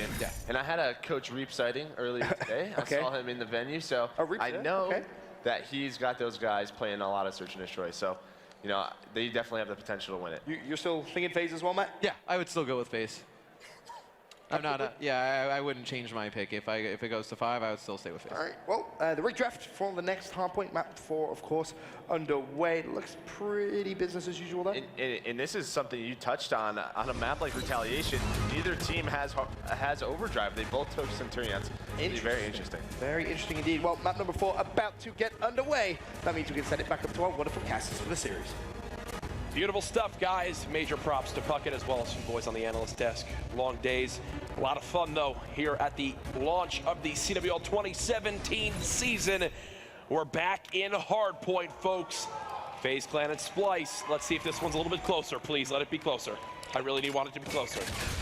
Honestly, if they could just break 100 points, I think I'd be satisfied with that performance. We're going to see right now it is going to be Splice that are in the hill off the break, and then, well, they're not far away from having as many points as they did in the entire first game, and this is just the opening break. Chance, the more I get to know you, the more I get to realize you really are the biggest troll in Call of Duty esports. You've got a lot of dry humor, and I really do appreciate it, as right now, FaZe are up 13-8. They've gotten control of the hardpoint for the moment. And if I'm not mistaken, when FaZe faced Envy on this map, they got absolutely destroyed on this bridge hardpoint. I think it was the bridge hardpoint, or it was the hotel hallway. Either way, there was one hill that Clay said we have to improve on this weekend. So we'll see if they do so in this match. Right now, the score about to be even as the rotation begins towards bottom bike. There's 3 kills on rotation, and folks, Splice are 1 second away from matching the score they got in game 1. Well, I mean, FaZe, they just seem to be like ahead of the game right now, right? Like Enable's just pre-aiming where these players are going to come from. We just saw a clean forward down. Now you see Splice is actually going to spawn out, but Itachi recognizes it. He turns around, that number 5 on your screen. So again, they're hyper aware of where these spawns are going to be coming in, and they're cleaning up everything. This is now what, 8 kills in a row for the FaZe clan. Not much more you could ask for. Make it 9. Looking for more now as everybody from Splice is just running down the lower street. And if you look, you've got 2 players top patio, 1 near top bedroom window. Clayster obviously holding near this bike shop. They're just running right into the ARs of FaZe, and Clay's been staying alive all day long inside this hard point, now 5-2. I mean, yeah, I think you were right. They're just not good at bridge, like that single hill, because since then it's been more of the same for what we saw in the first hard point. And even then, the bridge hill is, 50-50 split. They both got about 20, 22 points on it, something like that. So the rotations are coming in. I assume FaZe is going to do that pretty much flawlessly, as they've done before. You see right now, Enable's going to be pushing that focus on the market side, but his teammates are spawning up on the bridge side. So they've got a built-in pinch coming in. Look at the mini-map spawn we just saw from Josh and Mad Cat all the way near the bottom of the map. They've got to try to trek all the way across, and the FaZe pinch now developing. Thankfully for European CoD fans, Splyce do get the first 2 kills, which will make this a much tougher thing to do for FaZe. And yeah, runs out of ammo. Splyce do win the battles on rotation as they look to come back in this game. They were down by about 40 seconds, now 30, as they continue to chip away. Well, so far, FaZe, they've pushed 3 players up the bridge. 1 player is going to be coming on the flank. That's going to be Glacier. That's going to be 2. Make it 3 down in their favor. And it looks like they got that 4th kill a little bit earlier on. So FaZe, pretty much a perfect break coming in. So Splyce finally gets some points on the board, but it's not for long. With the new hardpoint changes, Splyce just give up 30 seconds of time. They don't spawn near it. They spawn out. They say, all right, you know what, boys? Even if we give this up, we'll be down by about 65 seconds. If we can have a perfect hold at Broken, this will be near a tied game. And I do actually agree with the decision here. The thing is, can they hold it for the full 60 seconds? They haven't done it once yet this entire series in Hardpoint. Let's see how they can do as 3 players begin to push down bridge for FaZe. Well, I'm just here to learn. We're going to see how FaZe is approaching this hill, but 2 are actually going to fall. Mad Cat and Jared going to be able to come out on top of that engagement. Mad Cat has a bit of work cut out for him, though. He's got a player coming from the challenge on that wall run bridge side. He's going to be flying out over top of Tash, able to win the gunfight. FaZe putting all sorts of pressure coming down this bridge. Vance, though, in the hill. He's got the important gunfights to win, and he's going to win both of those against Tash. He's one more player inside. Give them all 3. Vance, someone needed to step up for the team, and so far it's looking to be him on a 4 streak. 33 seconds to his name as well. They've done halfway of this hard point with locking it down the full time, and they're looking to get the rest. 1 final push from FaZe. The challenge comes in. Vance cleans up 1. He sees 2 others near the bus, but he's got help from his teammates. This is a perfect hold. Vance now about to earn some streaks, almost has the bombardment as well, and just like that, Splyce get the full 60. The plan works out, and they're back within 1 second. This is what I said when Glacier got the streaks map 1. I haven't seen a single team get fully streaked out, any individual player in a respawn, and them not win. They are absolutely huge, especially with how important each individual kill is going to be on the map. So definitely got to keep your eye on Vance. Of course, if any team is going to break that trend, FaZe is definitely looking to be the team that's going to do it. Still, though, Attach right now 12-6, looking fantastic. Glacier trying to get inside the hill as well. They're just bunny hopping around the hill. Either way, though, FaZe going to be able to take control, and the awareness by Clay able to get that turn on Mad Cat. When Clay came back from the break there in game 3, the crowd erupted when he walked on stage. He's got the energy behind him, and apparently Attach does as well. 15-6. This guy's shooting through walls right now and hitting people. 3 streak to his name, 129, 130. Now to 108 the score, and again, Splyce will give up this scrap time in Hotel Hallway to set up for Bridge to maybe get themselves another large chunk of time. Well, Splyce is doing the correct thing as well. They're trying to push out both sides pretty much as far as they can. Of course, they have to win the gunfights while doing so, and Attach is still continuing to pick them apart. He's on a 4, make it 5 streak again. Has a player underneath. He is going to get shut down by Jared. Either way, though, we saw 4 players for Splyce give up the scrap time to focus on this hill. Doesn't make a single bit of difference. FaZe is able to get inside first. Unable playing that close van area. Zuma getting flanked now. Beautiful pinch from the side of Splyce as they'll stop the bleeding for the moment. Back up to what is the largest lead for FaZe in this game at about 40 seconds, alongside from what we saw earlier on. But remember, don't count any teams out in hardpoint. Glacier doing what he can, currently sitting at 9 and 10. A nice assist there as FaZe might give this 1 final pressure. I do believe they will, and that's a nice clean break. They'll get the rest of this time and begin the rotation towards the bike shop. So the question is, right now, Vance is still sitting on some score streaks. When do you break those out? Do you save them all the way for Cathedral, yes, or do you use them for the next hill? I think you use them at Cathedral. There's too much indoor cover that is still valuable to watch over this hard point with top patio, with top bedroom, inside the bike shop area, where FaZe can sit to avoid those streaks. Clayster, if he heats up, I think that's disaster for Splyce. 3 streak for him now. Make him 4. Shot coming down from this high ground area. Clayster is just not missing a 5 streak. He's now 1 kill off some streaks of his own, as FaZe are now getting into that gear where they become untouchable in this game mode. Well, last time around, this is where FaZe went on about a 10 kill streak and held the hill for nearly an entire 60. Now, it was Spice that was there earlier on, but since then, nothing but FaZe. There's the Trinity Rocket, so we got streaks on streaks. Bance hasn't used his, and frankly, he might need to just to shut down Clayster before he gets any farther, and that's going to be the case. Not able to get anything more than that. Still, though, FaZe looking pretty good. Largest lead we've seen so far this entire game, about 70 points between these two teams. Rough stuff for Splice. You worked so hard to come back from a minute-long deficit earlier. Now, though, you're in the same position. Will the Cathedral hardpoint be the one that brings you back into this game? Bance still has those streaks, but Clayster is now using his own to try to clear out that back area. It's going to be gunfights near this Graves hardpoint. What can FaZe do to break? Well, those streaks really didn't matter because the spawn came up in market, so FaZe, they're going to have to force it. There's only 2 players coming in from bridge side, but apparently that's going to be enough for FaZe to see Attach and Clayster working in tandem. Bance, though, going to be able to shut down 1 player. Clayster is going to fall as well, so it is going to be Splice still holding on to this game, down by 50 points, and Jerd is a force to be reckoned with at times. King Jerd is strong, and of course, you see more streaks coming in. I believe those are going to be Bance's, and those land right on top of those FaZe players trying to come over through market. What a different game we would have, I think, if Mad Cat isn't 7-17 with the least amount of time on his team. They need him to be that consistent slayer that he's been known for in his career. Right now, though, not having it. The rest of the scrap time should be ready to go for Splice, and there's 1 player, and it is actually Mad Cat, who's trying to be a hero across the map at Broken.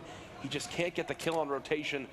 So FaZe are set up to potentially get the full time on this Broken Hill. They just need to win a few gunfights, and there's the first one. And you got to keep in mind the last time around, this one Splice still, well, is able to pick up 1, and that's at least going to cause problems for FaZe. Has the second player over. Attached, though, going to be able to win that gunfight. And again, FaZe, they can win this game on this very hill. 15 seconds left in the building, and they only need 30 more points. Here FaZe go again, folks. 220 to 194. Splice have maybe 1 final coordinated push.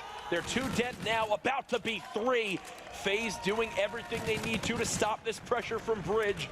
They do not want to let off the gas pedal right now. 235 to 194. The Let's Go FaZe chants have started. Oh, there is nobody near the hard point, folks. The game mode that made this team famous in Advanced Warfare is back again for them. FaZe Clan, get on your feet. 250 to 194. Clayster is hyped. Impressive stuff. Beautiful stuff for FaZe. There's a look at the crowd, excited for their team. Woo, Chance. If FaZe keeps playing like this, man, I don't know who beats him. I mean, it's crazy, too, because we talked about how important those score streaks are. Bance uses both of them. They do really well on that hill, get about, 45, 50 seconds, and they get all those points just to make the game closer. And by closer, I mean, they still lost by about 60. So, again, FaZe, their hard point is looking pretty dominant. Mad Cat 9-21, the missing factor right there on the side of Splice. For our first match of MLG Primetime tonight, it's the North American Powerhouse Squad, greater than EU. I think is what basically is being spammed in the chat right now. As FaZe win that one 3-1, take both hard points and the uplink. As long as they can keep polishing that search and destroy, this team looking untouchable. Analysts want to hear your thoughts on how FaZe closed out that series. Well, with that one, of course, FaZe will progress through to the winners bracket semi-final for Splice. It's not over. They will fall down into the losers bracket, but we may see them later on in the tournament. But let's obviously just talk about that map number 4. FaZe, they came out and just dominated once again, Merc. I mean, that's what we talked about. Them getting off to a hot start. Splice just had to stop it. And going back to when we talked about before this map, I said Mad Cat has to do well. And he finishes 8-21. That's not something you can do as a man. That's not well. Yeah, no, that's not well. You need Mad Cat to show up in a much bigger way than that. And obviously, some other things go wrong for Splice during that, final game. But still, I think Mad Cat not kind of having that explosive performance really hurts them. And how dominant of a force now do you think that makes FaZe look, at least? I mean, are they now, with that win, going to have a ton of confidence going into the rest of the winners bracket? I mean, I think so, and that's sort of what we talked about coming into this tournament. And we talked about how important 2 hard points is for this team. But again, Splice, they had some shaky wins in pool play. Going game 5 with teams like Echo Fox, they only won over, TK, and then I believe, was it game 5 again with Cloud9? I think so, yes. Yeah, so I mean, they really haven't shown much of a dominant performance. My concern on the side of FaZe would be is last year there were so many tournaments where they look so strong and they win their first round, and I'm like, this is the tournament where FaZe is going to go to the finals. They probably look at the bracket like, this is where we go to the finals, and it doesn't happen.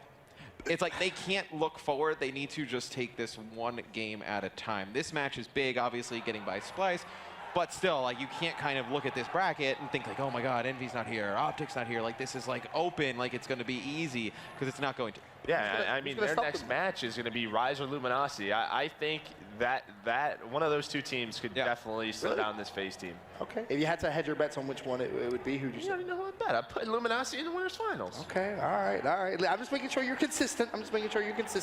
Of course, the refresh of our bracket phase will progress through to the winners bracket semi. As you just heard mentioned, they will play the winner of that Rise versus Luminosity matchup. You have Luminosity going all the way. Do you think they will beat FaZe realistically if they were to play against them? I think they match up on the limb kind of prediction. I think they match up really well with FaZe. It's sort of the 4 Slayers versus 4 Slayers. One of the biggest things though is, can Luminosity slow down, Attach and Glacier? Well, you look at the teams that are still left on that side of the bracket. Luminosity is the only one that can go toe-to-toe with them in the slaying department. That if FaZe can turn these kind of into these a little bit more chaotic games where you're just drafting rack up kills, like who else there scares them really? I don't think much of anybody. And that's the thing is, we just saw FaZe lose that search and destroy. I mean, if Luminosity can steal, a respawn, maybe an uplink or a hard point, they can potentially win both search and destroys. And it's also worth mentioning, talking about Splice, how their tournament isn't over there in the losers bracket. Losers bracket is actually a petrifying place to be already. You consider Optic Gaming's in the losers bracket, Envy's in the losers bracket as well. I mean, how far realistically do you think Splicer are going to go? Well, it's also those teams are like deep in the loser bracket. Yeah. So it's like those teams are going to start playing, and you would think logically beating some of those teams, like gain some momentum, stay hot. And then Splice, they may not play for a little bit. They're sitting around, and they may run into like a buzzsaw. They might not play until tomorrow morning, which might be a good thing for them, as you said, because if those open bracket teams sort of gain that momentum and win match by match, and Splice had to wait around for a few hours. So I think it's important for all the teams that Sunday morning, that first match, to get back here early and sort of get in that zone is so important. I mean, from a player's perspective, were you ever in that kind of position? The first match on a Sunday is the toughest match, I think, for every player. Yeah. It's unless you're in winners finals, you start a little bit later in the day, but those losers bracket matches in the morning are so important. That first match, you have to get here and start warming It's just hard to like get going. Yeah. Like you understand the importance of the situation, but you don't understand, like you don't have like a sense of urgency like that early. Some of these guys had 15-hour days, 12-hour days today, That's true. They're going to be tired. I had a 12-hour day today. Yeah, me too. I don't feel bad. Well, he doesn't feel bad. I'm just saying, to sort of get those batteries going, it does take a lot. In terms of what you saw from Splice, though, were you impressed? No. I was not impressed. Okay. Their respawn, that whole slaying category, I thought was going to be a lot stronger than it was. So in terms of the European God Squad, is that not looking as... I want it to be. Yeah, I know you do. I know you and TV were desperate for it. Well, you were looking to see this kind of, off-season shuffle pay off for them, and clearly in that matchup, it definitely did not look like it did. But I mean, they still have a lot of time left in this tournament to really prove themselves. Well, that's going to conclude everything from the analysis desk for now. We can actually send it down to the floor with an update with Christopher Puckett. All right, thank you, fellas. I got an update. We just saw a 3-0 coming in from Allegiance. A very happy Moach behind me. He will be playing on the main stage in one of our semifinals. We know FaZe is going to be in his semifinals, but the question still is, who will they be playing? After LG was able to take the hard point, it was Rise Nation winning the search and destroy. So we're currently in an uplink, it looks like. And the score, I can't read it because of the light, but it looks like a 1-1 to me. We are all tied up. So that match is still to come. We don't have our semis yet, but when we do, we'll get our teams on the main stage. So tweet us now. Let @MLG know on Twitter. Who do you have facing off in the semifinals? Is it FaZe playing against Luminosity or Rise Nation? And who is ALG going to be playing?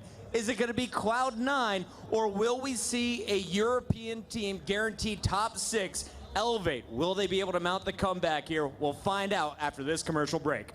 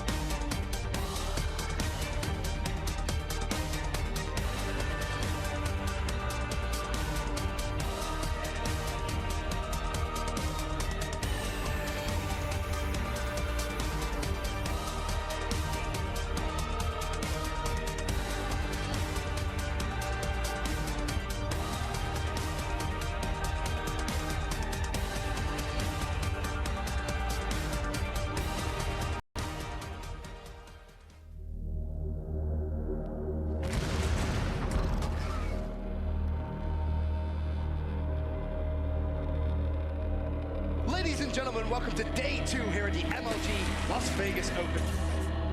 Warning to everybody, it is going to get loud in here, folks. There's a lot of Call of Duty history here. This is Call of Duty played by professional gamers.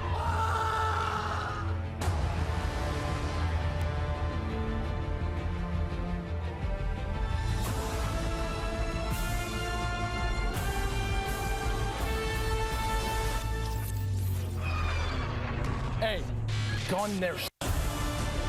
What did he just do to Octane? This one is done. Optic Gaming will have to fight through the losers bracket. Enigma 6 looked like a force to be reckoned with. Team Envious are your Call of Duty World League champions. I have no idea who I would pick to be in the final.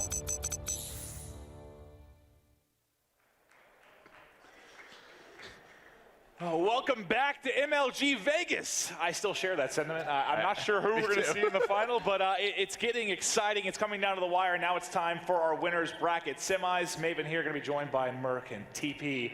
How you guys doing? I'm doing great. I love that voice. Yes, very, very silky smooth.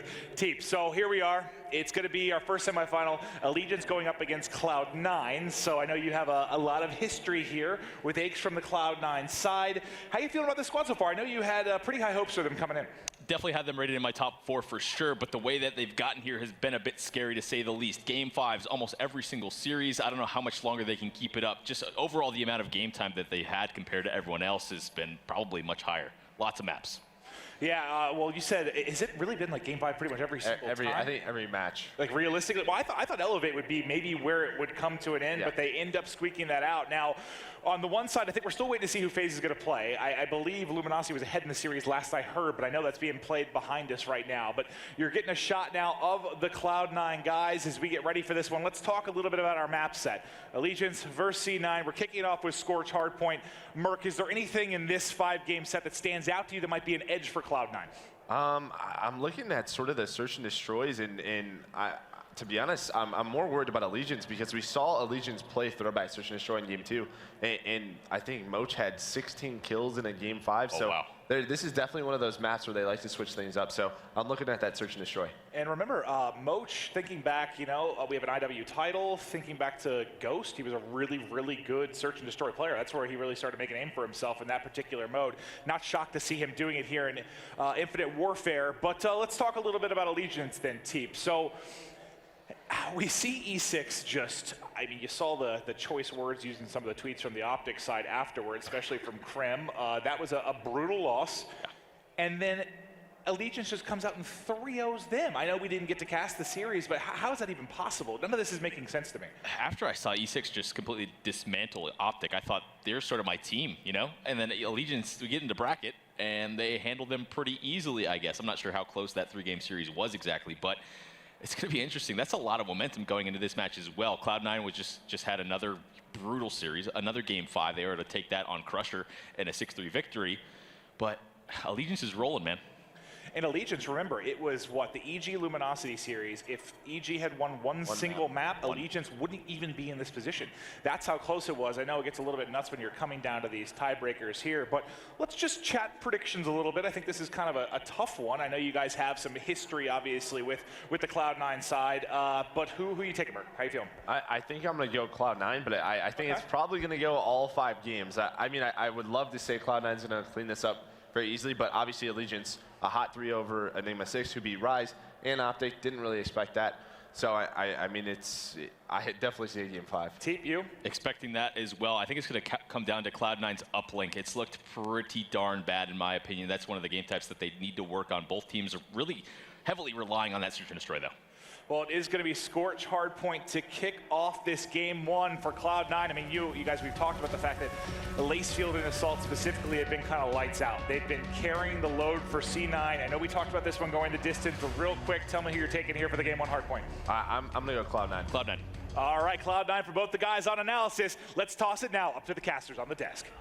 Thank you so much, Maven. It is Puckett and Courage here for your first semifinals. ALG playing up against Cloud9. Neither of us saw this one coming, Jack. Hey, I will say I did have Cloud9 in my top 4, but Allegiance, They're probably my surprise squad of the weekend, maybe even a dark horse of this tournament. When we saw E6 go a perfect 9-0 map count in pools, they then face Allegiance and get 3-0'd themselves. So something's clicking with the squad. Sinful went on Twitter and said this is the most confident he has ever been in the history of his career in a team that he's been on. So these guys want to ride the momentum, and right now they have an early lead. Ricky with a big two-piece clears the hard point, at least for now. 20 points remain there, but we're going to stay on board with this Allegiant squad a little bit.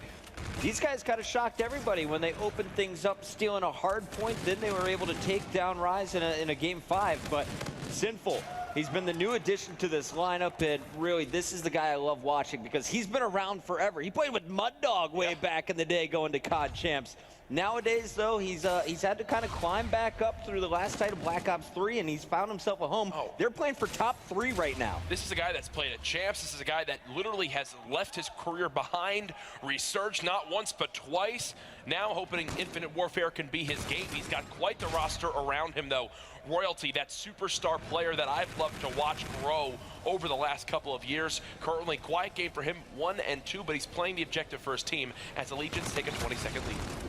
On board with Royalty now as he will be pushed, and it looks like we still have 30 seconds to go on this hard point, and that is a big win by Assault. They're going to be able to clean this up. The rotation should be coming in soon. Look out for player 6. That's going to be Lacefield, who's going to be trying to break it. He is currently 1 and 5, off to a slow start. Cloud9's going to be able to answer back, but Allegiance is all set up for this new hard point. This is actually a unique pressure that Cloud9 are putting in. Typically, you hit that top sky bridge, and Mochila was expecting that on your minimap number 4. He thought that's where the Cloud9 pressure would come. Instead, they 3-hit the wall run, and this can actually wind up working out for them. They just need to win a couple key engagements off the break. Doesn't appear that it's going to happen, though. Assault does sneak by, but the rest of his teammates fall. They are going to spawn all the way out, so Allegiance do hold off the pressure, and now they look to secure the next 43 seconds on the hangar hard point. Remy and Mochila, the duo right now, both sitting at 8 and 3. They've got the slang in their favor. Absolutely, the veteran Moch really performing incredibly well throughout every series I've seen from him in Las Vegas. Remy, on the other hand, you know, he's had his ups and his downs. Currently 10 and 3, leading the charge for his squad, off to a fantastic start. He's going to be quite a ways away from getting some score streaks, but his stats, basically, they speak to just what he's been able to do around the map. Let's go over to Royalties. He's in a gunfight for scrap time. It's not going to work. Assault will be there to pick it up. The big fight, though, it's going to happen with Lacefield. He's going to turn this corner. 3 players already setting up at the new hill. Yeah, and go ahead and get that scrap time if you are Cloud9. Allegiance more than happy to give that one up, they say, as they want to be ready for this drill hill. It's one that FaZe really struggled to hold earlier on this weekend.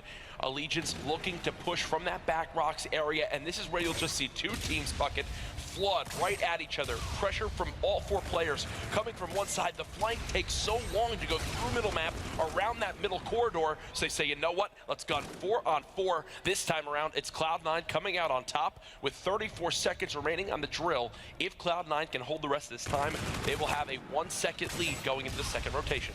Ace is going to be taken out of the hill for a moment, and now he is back in. Let's go on board with him. This guy, we talked about Moch being a veteran. Ace winning championships before Moch even stepped onto a main stage. Oh, yeah, and he's had quite the career. I did just get a floor update in my ear. I do believe it was Rise winning 6-4 over LG, so LG a rough loss there. Rise Nation continued to impress and search and destroy, and we've said that's their key to victory. Back to this series, though. Hardpoint rotation number 1 is now done. And look, it's Allegiance, man. They're up, but we talked about Cloud9. They've got the game 5 in basically every series they've played this weekend, so if they lose the hardpoint in their mind, they're like, you know what? We'll just clutch up on one of these other guys. We're taking a look at Ricky right now, currently even. That's going to be his +1. Unfortunately, player behind him, Assault, is going to have to defend the hill. Instead, it's a lot of pressure on Aches. 3 players from ALG break it through. Sinful's going to get one, looking for a second and a third. The triple from Sinful puts all of Cloud9 on respawns. Remy is going to be able to pick up this time. Unfortunately, though, it looks like Cloud9 are going to get the better of the 2 possibilities here. They're going to be set up going into the next hill. Yes, and how many times have we seen this weekend at the CWL Vegas Open presented by the PS4 that there have been players ready for the rotation and they just get the full 60. Give up this scrap time, play for this turbine hardpoint. It is the money hill on this map. And as you see right now, all 4 players of Allegiance will spawn out, and they're going to have to try to push through this back L wall area, and it is a tough area to pressure through. Cloud9 doing the smart thing by keeping bodies inside Factory. This is a perfect setup for I love that ALG, though, waited for the 4-man group. Unfortunately, Royalty's going to get caught by Assault, so already man advantage to C9. Ricky in the feed, but Moach trades it out. That was the gunfight. That was the gunfight right there by Lacefield. Sinful had the pinch, and I'm sorry to cut you off, but if he loses that, it might be done. Cloud9 still in the hard point as Ricky is lights out on a 2-streak. Props to Moach, who's able to pick up 3 kills. Unfortunately, though, not enough support. Here is Ricky. Ricky with 1, Ricky with 2. Ricky on a roll right now. Let's go over, though, to the new spawns. It's going to be Moach up top. As we see 15 points remaining, that is going to be Cloud9 bringing this one back up into their advantage, but they're giving up a lot of time here, Jack, on the new hill, unless they're able to break this time around. Yeah, Cloud9 do exactly what they need to do, but now the script has been flipped. I want to see them put more focus towards rocks. Send 4 back there, challenge Remy and Sinful for the spawns, because right now, there's basically no way you're getting through this top Sky Bridge side. There's the entry kill from Assault. They've got enough pressure up the map, but they play so passively that Remy actually spawns up back there. So Allegiance still have the number advantage in the back of the map, and they're going to continue to get this hardpoint time. Royalty and Remy in your kill feed. It is Royalty locking down the top. Man. His teammates have the bottom watched, and there is no way Cloud9 is going to be able to break in running 1 at a time. Playing a little bit sloppy at times. It's still a close game, though. 31 points separating these 2 teams. ALG could get a full 60 here, though. They had the right idea. They were sending 2 towards rocks, but they got the first kill and didn't push when he was down on the respawn timer. So instead of pushing out that spawn, forcing him across the map, he still spawns up there. Allegiance then get 50 of the 60 seconds. And look at your minimap now. They're in control of Drill. They're ready for this new hardpoint. Allegiance, this has been the magic of this team this weekend. They always put themselves in the right scenario. They look well practiced, well composed, and they're ready to take this map down. I was wondering if Assault was going to pop the camo there. Was able to get 2 big kills. Royalty shutting it down, though, as Allegiance is not going to allow Cloud9 anywhere nearby. Let's go to Moach. ALG. Every time I want to show Cloud9, it's ALG breaking into the point. Sinful on your screen. Has to deal with Aches, though. Aches and Assault flying through, and it's Assault locking down the HP. And Chris, you had the right call. You said wondering if they were going to use the camo. It's exactly what comes out. That is what opens up that break. They have a player pinch in from the back drill room. Cloud9 still within 40 seconds, but somehow Allegiance just send 2 players there and get a break. Even though they're splitting off this time, they're not letting Cloud9 get within striking distance. This is still solely in the hands of Allegiance to win this map. As long as they can continue to out-rotate their opponents, I see no way they lose this game. Aches and Assault with 2 big kills combined. We're going to go back to Lacefield, though, here for Cloud9. He was, in previous titles, definitely an X factor for this squad. Currently -7, and there is some bucket aim coming in. Lacefield able to land the kill, but Aches now left alone, as it will be Allegiance winning the rotation fights again and collecting so much time. 40-point advantage, and they are now just 25 points away from taking game number 1. What did I say, Chris? On the rotation, Allegiance doing what they need to every single time. Still pushing out these spawns towards back rock. If they can win this one-on-one, there's basically no player that can challenge you this hardpoint for Cloud9 for quite some time. It is Lacefield who does stay alive to contest, so the score will remain about 45 seconds in favor of Allegiance. The silver lining here, if you're an Allegiance fan, yes, they're giving up about 30 seconds of time. They can rotate towards Turbine, give up this time, and win off this next hardpoint. And if you look at the setup they currently have, Chris, that's exactly what they want to do. Royalty's got to get some big kills here because his teammates are falling around him. You see Moach spawning way out. He's going to rotate to the middle and contest for the final moment. So Cloud9 going to win that battle. Now they're going to push 3. It's going to be up to Royalty to pick up these kills. I don't actually know why Moach challenged for middle map. Royalty needs to go huge for his squad, and it's not going to happen. Mochilla tries to put pressure in your middle, just dies when he could have gotten factory control. And now instead of Allegiance being in control of this hardpoint and winning the map, they're fighting from the back foot. They've got to go flying in. 2 now dead. The 3rd about to be wiped out as well, but Royalty and Remy, the duo somehow putting on the pressure. They've got the contest. Royalty has still not died. And you're looking at Lacefield. He's got to come up clutch here. He's going to get help from Eggs. 2 down, make it 3 as Lacefield clears house. Last one up to challenge was Sinful. Couldn't get to him before he died.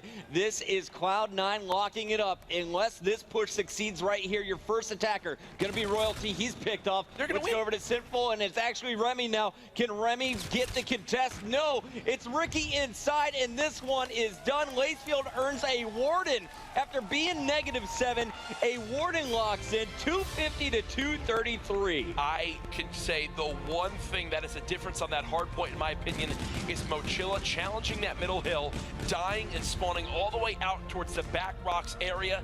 If he stays alive, if he goes towards Factory, he not only lives long enough, but he winds up helping his team at that new hill, as they're going to wind up dropping that map, and Cloud9 miraculously come out on top. ALG making some big faux pas at the end of that game. After an incredibly great start here from ALG. They just kind of fall apart. Small mistakes here. And I was talking to Parasite, former world champion back in the Black Ops 2 days. You know, he said, you know, this game, the hard point is so good right now, but it is so punishing. If you don't get those rotation kills, you are going to be on the back foot.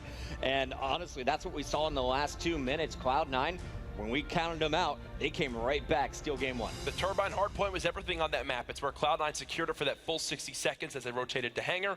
And then at the end there, it's a flawless break.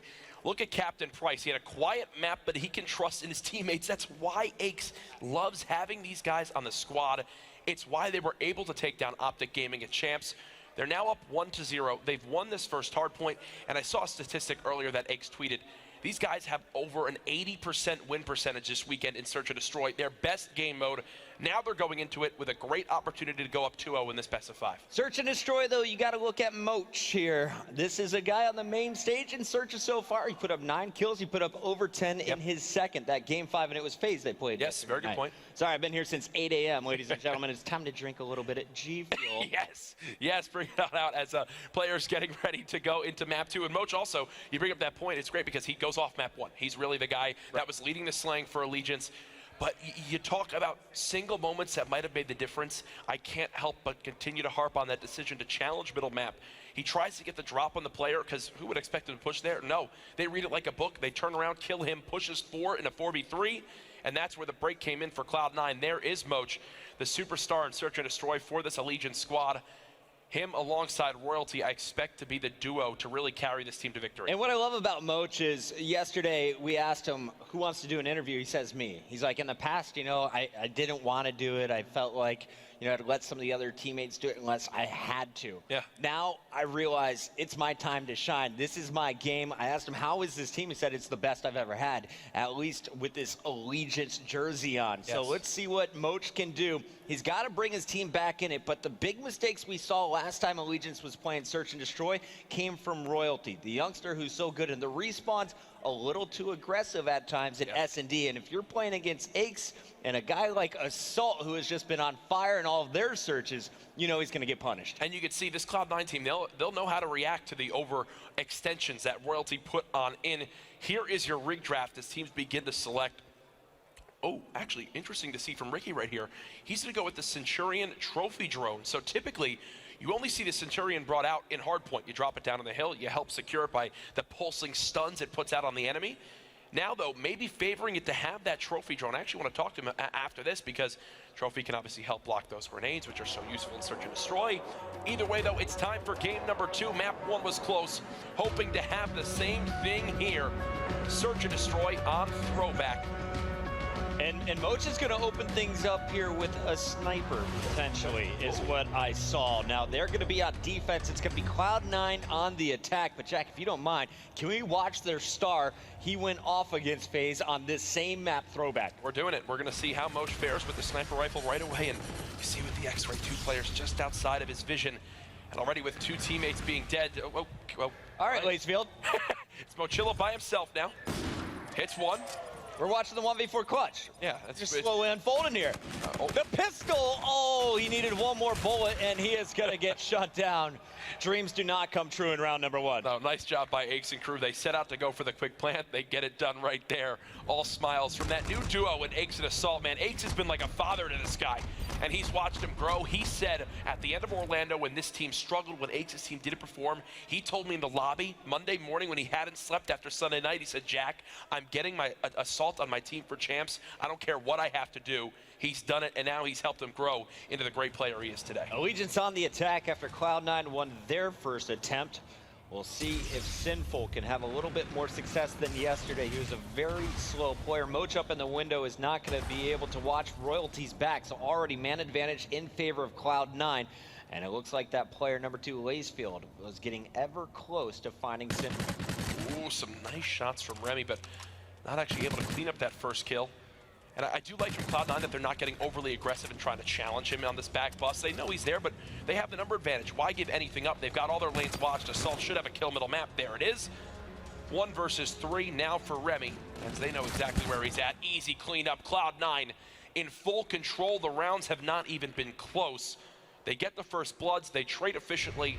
Composed team, and that's why when these guys are well practiced, Chris, they have everything they could ever want in this lineup. Veterans, high impactful, young slayers. I love watching this team. It's why I picked them in my top 4, and they're now this map and 1 potential more away from being in that top spot. That top 4, man, it was a bold prediction, and it is paying dividends. Lacefield, a perfect 4-0 to open this up. Once again, he got a warning in game 1. Didn't even need to call it in before they were able to mount their comeback. Now you see a fantastic opening, and Cloud9 setting for the plant. Meanwhile, the flank is going to be watched, and no one sneaking behind, and Allegiance is kind of playing scared here, Jack. Yeah, I think it's because Ricky has actually backed this player up off the flank for the moment. So everyone on Cloud9 near this back bowling ticket area. Allegiance slowly inching up the map. I'm going to swap over to Remy to see how he performs here. Pushing into bowling. Ricky reads it perfectly. First blood now for Cloud9. 3 rounds in a row. Pressure coming in from Royalty. What can he get done? It's 1 kill onto Lacefield in top ticket. 3 versus 3. Ace answers back with 1 of his own. Royalty goes for the challenge, cuts him down as well. 1v1. Ricky, Royalty. Who can get it done? Ricky knows exactly how to play it. And he's just got to delay this. Yep. You know, you just got to stop Royalty from getting the defuse, and even though you die right there, there's not enough Royalty can do. He is on a 3-kill streak, though, so keep your eyes on the score streaks. Those could be massive in turning the tide in Search and Destroy, but so far, this is all Cloud9. Moch talking to the squad. Doesn't look like they have an answer so far. Maybe go to the other side of the map? Yeah, I guess so. Maybe go towards that B site, try to pressure towards field. What I loved was Ricky commanded that flank the entire time, positioned himself very nicely. Yeah. Let's watch on offense. And Chris, you said it, it's going to happen. As they send 3 players towards this different site, what is the reaction now from Cloud9? Do they see nobody at A and say, hey, we've got to now rotate towards this baseball side? This is the first round that I've seen them stack a player over on the B side. Normally everyone went over towards A to defend. The bomb going down, and it's going to be Assault into the action first here for Cloud9. Can't pick up the kill. Surviving inside is going to be Sinful.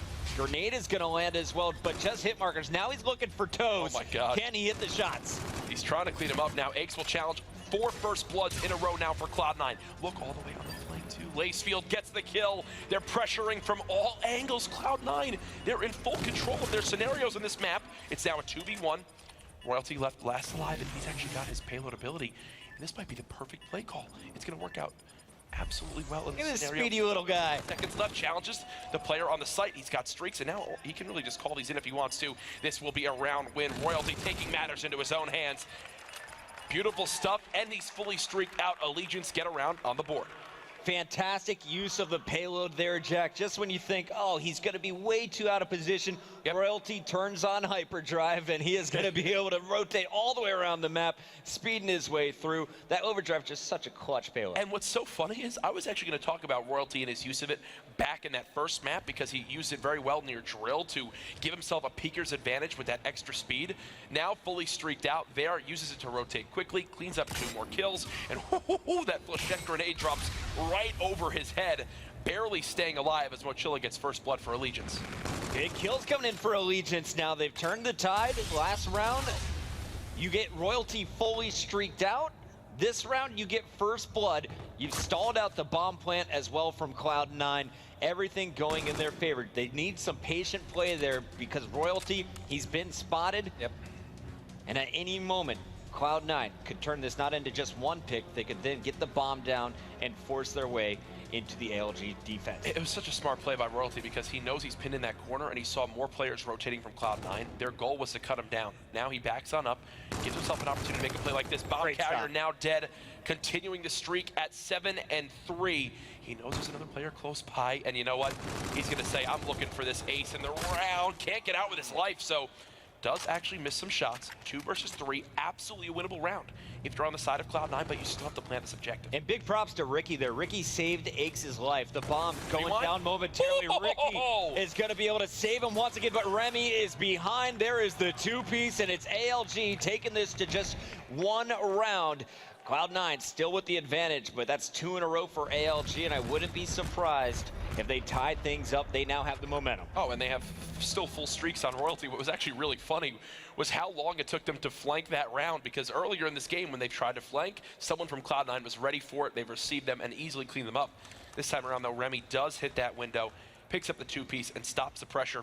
And with Sinful laying down like this immediately thinks that he's going to wait for the flank. And you're going to wind up seeing this Allegiance squad use these streaks to clear out this site. I was wondering, is this too early to use your strengths at a search and destroy? Or do you need to do it just to get back in the game? It looks like they're going to change up the pace after Sinful doesn't see any flank. He makes the call, and they have made the decision. Yeah. It is the B-bomb site they'll be targeting. Royalty looking along the perimeter. Can't find anybody, so that means it's time to plant the bomb and just watch the middle of the map. Royalty just needs to live. I kind of want to see him run all the way back to blue and just stay alive. Instead, though, he'll play from the silo. Still watching him as he's had quite the game so far. Needs a little bit more help from Sinful on his team. First blood going to be earned by Royalty, as he'll just stay alive, play his life. Everything going right now for Allegiance as they've started to turn around this map. Royalty, I watched him. It was the right guy there. 3-3 as this game is all tied up. And you see a little bit difference in his play style. That time around, he just lays prone at the silo, then jumps out when needed. He's no longer just sprinting around by himself. Yeah. I like the decisions that Allegiance is making. This is a different team than we saw them the first time on Throwback. Much more disciplined in Royalty. He is having a hell of a game. 9-4 so far. Lacefield on the other side. He started off super hot, 5-1. Now currently 7-3. So still picking up some kills, but he has definitely slowed down. I like that they give him the objective too. You go ahead, plant this one down, earn that reactive armor, and Allegiance is going to give this entire site up, play around the streaks. Royalty will call in one. But here's the thing, they planted it so fast that I think this is actually going to punish Allegiance in the long run. Thankfully, they do actually get 1 kill with the bombardment, 2 as well. They don't get in cover in time. Will be a 2v2, now a 2v1. What just happened? You use your all by himself. And you still lose this one unless Moch can pull out a miracle. The bomb, 20 seconds left. Moch trying to fend off both players, won't be able to do it. Cloud9 retaking the lead, 4-3. Chris, I'm going to say it now. That's the swing round in this game. You use bombardment, it gets you 2 kills, and then you guys sprint across the map and just get caught by 2 pre-aiming ARs. It's almost like they got those kills. And we're like, run, just run. We got this. Them. We easily have this, and then 2 get picked off easily because they body stack. The other Ricky wins the one-on-one. Cloud9 back in the lead after giving up 3 rounds in a row. To quote the great Walshy, charge because we can't lose, except that time they lost, Jack. Here we go. It is round number 8. Allegiance looking to tie it up once again. They were down big at the start of this game. They took over the momentum, and there's still score streaks available.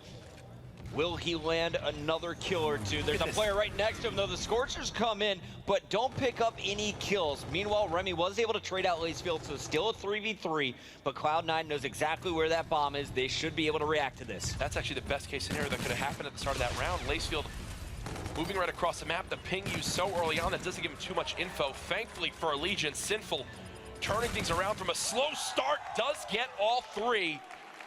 The aerial moonwalk, baby. I love it, man. We'll see it from his perspective here as Sinful cleans up 3 right in the end. So the guy was what? He was, I believe it was 0-5, now 4-7. Turning it back around, and he's been a catalyst in this comeback now for Allegiance on this map. Absolutely. You know, we kind of identified Sinful as that guy who struggled on Friday. Well, here on Saturday, he is bringing it back, but another slow start for him. It's hard to get kills, though, and Royalty already has gobbled up 11 of them. On the other side, Lacefield and Eggs have been the star players for this Cloud9 team. Assault, who went off in a Game 5 earlier. down to just 2 kills. Royalty's going to pick off Ricky, so a 3v4 for Cloud9. The bomb is down, but will they be able to defend it? Here comes the rotation now from Allegiance. 4 players want to push from the same side and overwhelm their opponents. Trinity Rocket now coming down. They've got 1 pinched inside the underpass area. They should challenge him right away. And oh no! Okay, okay. Top 5 fails. Don't worry about it. I'll put it in. Well, okay. Nice job, Allegiance. Good use of the streaks. You force one player to be left out by himself. You give Remy the defuse to move him closer towards that reactive armor. Allegiance, they went down 3-0 at the start of this map. They're now up 5-4, and it was all led by Royalty, that streak to earn himself Scorchers, Trinity Rocket, Bombardment. And just like that, they're 1 round away from tying the series up 1-1. Not to mention the payloads they have available here. They could finish it out right now in round number 10. And I just want to quickly point out, every time I get to see this Cloud9 team, you could tell there's a frustration by Ricky, always bringing up something to his team. That time around, gets first blooded, left by himself near that B side of the map. So, want to see these guys regain composure as they still have a game to win here in Search and Destroy.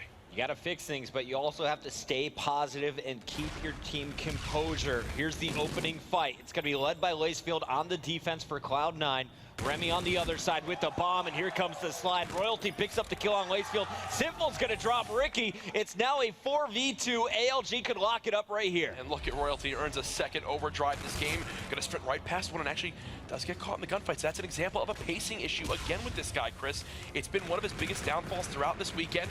Rewind now used as well. The final 2 players, their location is known. So it's Eggs in the 1v2 to keep Cloud9 to force the round 11. Can the legend clutch it up, Jack? Can he force the round 11? You've taken out Royalty, the most dangerous player on the map, and Moch, arguably their best search player. So now you got Sinful, who has struggled, as well as Remy. The bomb's still not down. He's going to guess incorrectly, too. So this is actually a perfect scenario for Allegiance. Because of that plant, Remy earns reactive. This should be done. I see no way that they lose this map. Sinful should see him in 2, 1, right around the corner. There you go. Spots his shoulder. Good luck, buddy. This is it. He's going to get pressured from Barn. Eggs is done. Allegiance with the comeback. 6-4. Tie up the series 1-1. It's a best of 5, Jack, and we are going to a game number 3 uplink. Before we do, though, we got to take a look at some of the numbers from this one. 14-7 was Royalty. The streaks throughout the game, the biggest difference maker. On the other side, pretty strong start for Lacefield, but he's going to finish just 8-7, completely shut down in the second half. You saw the aggressive pushes under the bridge where Lacefield was succeeding. They then stacked Remy there to help out Royalty, and it was Allegiance kind of adapting to what their opponents were doing, able to shut it down. What I love about Royalty, too, there was his score streaks forced the hand of Cloud9. Not always did they get kills. Yes, the Bombardment got 2. They actually lost that round. Right. But the round of the Scorchers, it forced Lacefield to get overly aggressive, pushed his other teammates inside. There was no trade opportunity. Let them plant the bomb, and then those Trinity Rockets, all they did was zone Lacefield in towards that underbridge area. They 3-hit him, gave him the number advantage. Allegiance showing why it's so important to earn those score streaks. At times, there's the argument, are they as impactful as they once were in Black Ops 2? That's a case of where, yes, they absolutely are.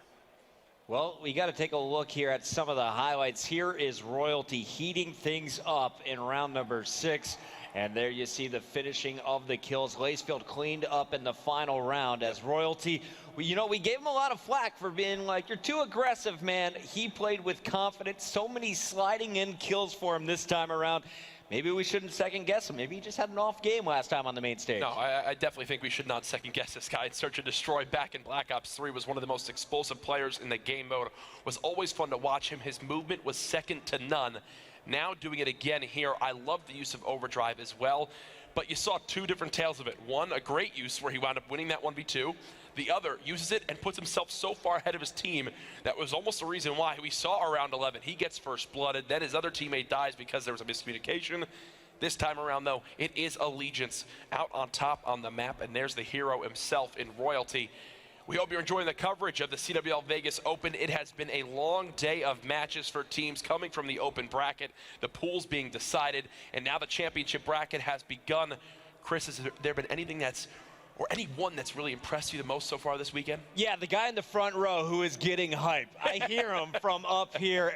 People in Vegas are tired. There's been a lot of late nights and some early mornings for a lot of the staff as well as a lot of the fans here who have been playing through the open bracket. But honestly, this has been a fantastic tournament. 170 plus teams, and these two squads on the main stage. This is a battle for a guaranteed top 3 finishing with $100,000 on the line. That is a pretty nice paycheck coming into the holidays. Yeah, especially when it's the first event of the year, when there's going to be overall $4 million in prizes for the CWL 2017 season. Getting it off with a nice little bit of change would definitely be a good way to set the tone for a year of infinite warfare. Here is your rig draft. Ricky again going with the Centurion Trophy Drone combo. Royalty, you expect him to have overdrive. It's exactly what he picks. Aches has been the rewind propulsion player throughout this entire weekend. So here we go. It's time for a little bit of uplink, Jack, and no overdrive. Is that going to be a big issue? Actually, I take it all back. It's there. We're coming in. I think they have. I blacked out for a second. We're fine. We're totally fine. You've been here way longer than I have today, Chris. Give me the controller. I'll do the driving. I'm gonna let you drive this bus, Jack. You just relax and enjoy some wonderful Call of Duty. I gotta give you props, dude. Your driving has been on point this weekend. I always watch this like, man, Jack's getting every kill. No, I'm trying. Typically, I'm not a big fan of driving. Typically, we leave it to Maven, but you know, sometimes you got to take matters into your own hands, like Aches, whose team is now tied up 1-1. They didn't convert the S&D. You like that transition? Right? Yeah, if he gets a kill, it's gonna work real well. Oh, and he... Yeah, make him fall, Aches. Make him fall. Scare him away. Yes, thank you for making my transition good. 15 seconds in, Aches gets the first kill of the game, and Cloud9 will move up the map. Absolutely. Lacefield's going to pick up the kill at the top of the map, and there is a second one for Lacefield. So 4 down to open things up. 5. All the kills scored in favor of Cloud9. Lacefield, the lead blocker, Aches, he's going to be running this drone, and here comes the dunk as Assault picks up another one on Royalty. You can't ask for a better start if you're Cloud9. It's literally not possible to have a better start. 7 kills in a row. I don't think any of them have been damaged. Finally, Mochilla gets the first, but still the pressure is on. Cloud9 unrelenting towards the middle of the map. Remy just trying to get some shift control for his team, but every time they get a kill, it's immediately traded. Assault now with the drone. He might just settle for a 1. Does he throw it off? And that's there the it worst. is. When someone is standing on your head and making one-point plays. Cloud9 with a 3-point advantage, but we've seen how fast uplink plays out. Yes. ALG could quickly retake the lead with 2 dunks, and Moch is going to try and fight his way towards the drone. Sinful in the feed as well, picks up Ricky, and now you're going to see Moch pushing forward. They're going to leave the drone in the back for a moment, and now here comes the shot. Intercepted! Take it out of the sky, Aches. They read that one too easy. I think that was a little bit of a desperation play coming in from ALG. Could have been a little bit more patient, potentially even force out a dunk. Well, their teammates wind up getting first blood, and so they just try to rush forward and say, hey, let's maybe get a 1 on the board, bring this back to a 1-possession game. Instead, they don't. H is just going to buy time, especially because his teammates are coming off the respawn, and Hero's actually showing why he runs propulsion. Going to give him that extra little bit of juice in his jetpack as he'll just fly around the map, stay alive for as long as possible. And he stalled out. His teammates now coming off spawn. You can see on your minimap they have control of ships, so they'll force an awkward route for the side of Allegiance all the way towards that top cliff side. Very unconventional. Under practice is typically this route, so how does Remy and crew play it from here? And he's got an opponent right above him. There's going to be the pickup, and you're going to see the run. Royalty's going to take out Ricky. Drone's going to be thrown off the map. The reset comes in, so no points going to be scored anytime soon. Lacefield trying to get to the new drone, though, as ALG is setting up in the middle of the map, and I got to give props to Moch. I've been watching him on the mini-map. He has locked down one entrance, leaving that Cloud9 base. They have 2 players still up, but Cloud9, they now have all 4 moving forward. Royalty trying to stay alive as the pressure's coming his way. And if you're new to watching competitive Call of Duty, if you think Royalty just looks like he plays faster than everybody else, it is because his sensitivity is higher than 12-12. Much higher than the I play on a 5. Yeah, right? It's not even close, and that's one of my favorite parts of watching him. He can do things that other people literally can't because of how fast he can spin around. Some people can't control that high sensitivity. Royalty is one that most certainly can. 2 minutes remaining inside number 1. Assault more than happy to just play for the drone reset. As Cloud9, they have this top ship area, and Allegiance, they don't expect Cloud9 to grab this, so they send 2 towards the middle. Ricky's the lead blocker, settle for the 1. There it is. Assault reads it perfectly. Aches is only 2-7, but it's why he has these huge slayers on his team in Ricky, Lacefield, and Assault. That was a ballsy play coming in from Assault. He's like, you know what, I want that. I'm going to go get that, and I'm going to score this 4-0. After our first 3.5 minutes, we take a look at Allegiance as Moch is going to try and clear past the drone behind him. It's in the hands of Remy, but it's going to be Ricky in the backline, able to pick up the kill. 3 down, make it 4 down. Royalty can't get this shot off as it's Cloud9 with a solid defensive stand. They're just going to try and wear down this clock. Yep. 1:03 remaining. They don't even have to score here. They're just going to keep it out of Allegiance's possession. Hit this lower wall run. Now Assault will just, I thought he was just a little early. Oh. All right. That's and we'll swap on. That's a play.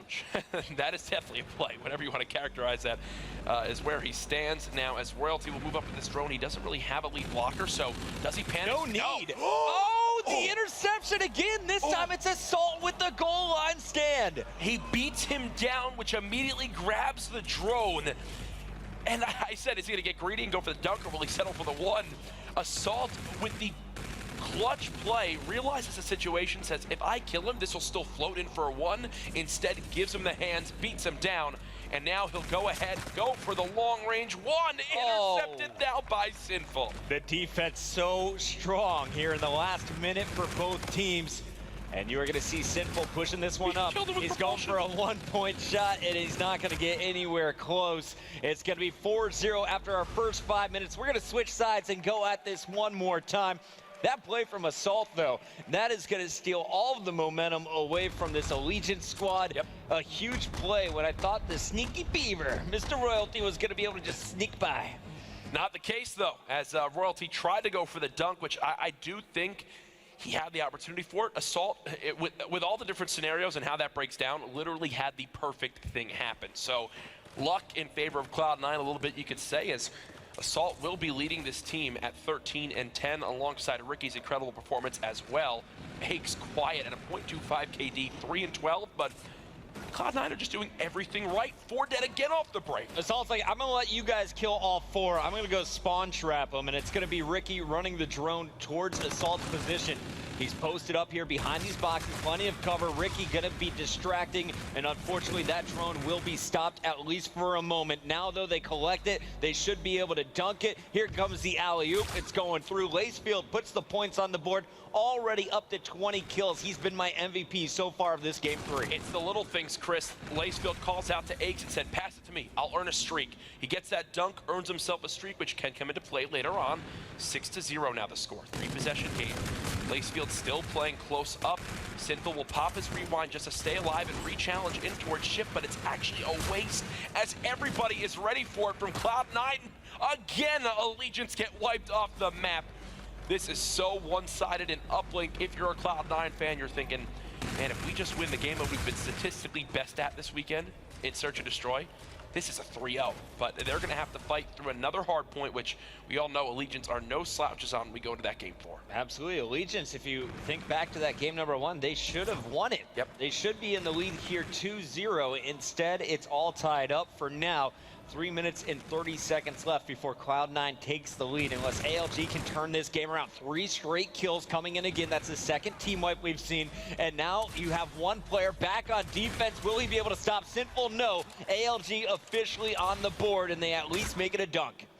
Mochilla was trying to watch the overextension through that top blue side of the map, but it's Lacefield who cuts him down, gets a second as well with the help of Assault. They're stopping any pressure that there could be, and Ricky with overdrive is going to go ahead and try to force this one in.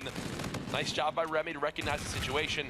Running at bullets makes them even more effective, Jack. It is, and that's what we saw firsthand. The drone being pushed up the map by Royalty and crew, trying to keep this as far out of their base as possible. There's Lacefield now calling in the Trinity Rocket. 2.5 minutes remaining, and look at that. That is why you pass it to him. You get that streak, you clear out a lane. Cloud9 with control of the drone yet again. And then you dance. Here comes Aches with the drone. He is going to be your carrier this time around. 3 blockers in front of him. The opponents, well, they're probably just going to give this one up. They're way behind. The call-out's made, though, and that is a great kill from Royalty. They stopped the pressure.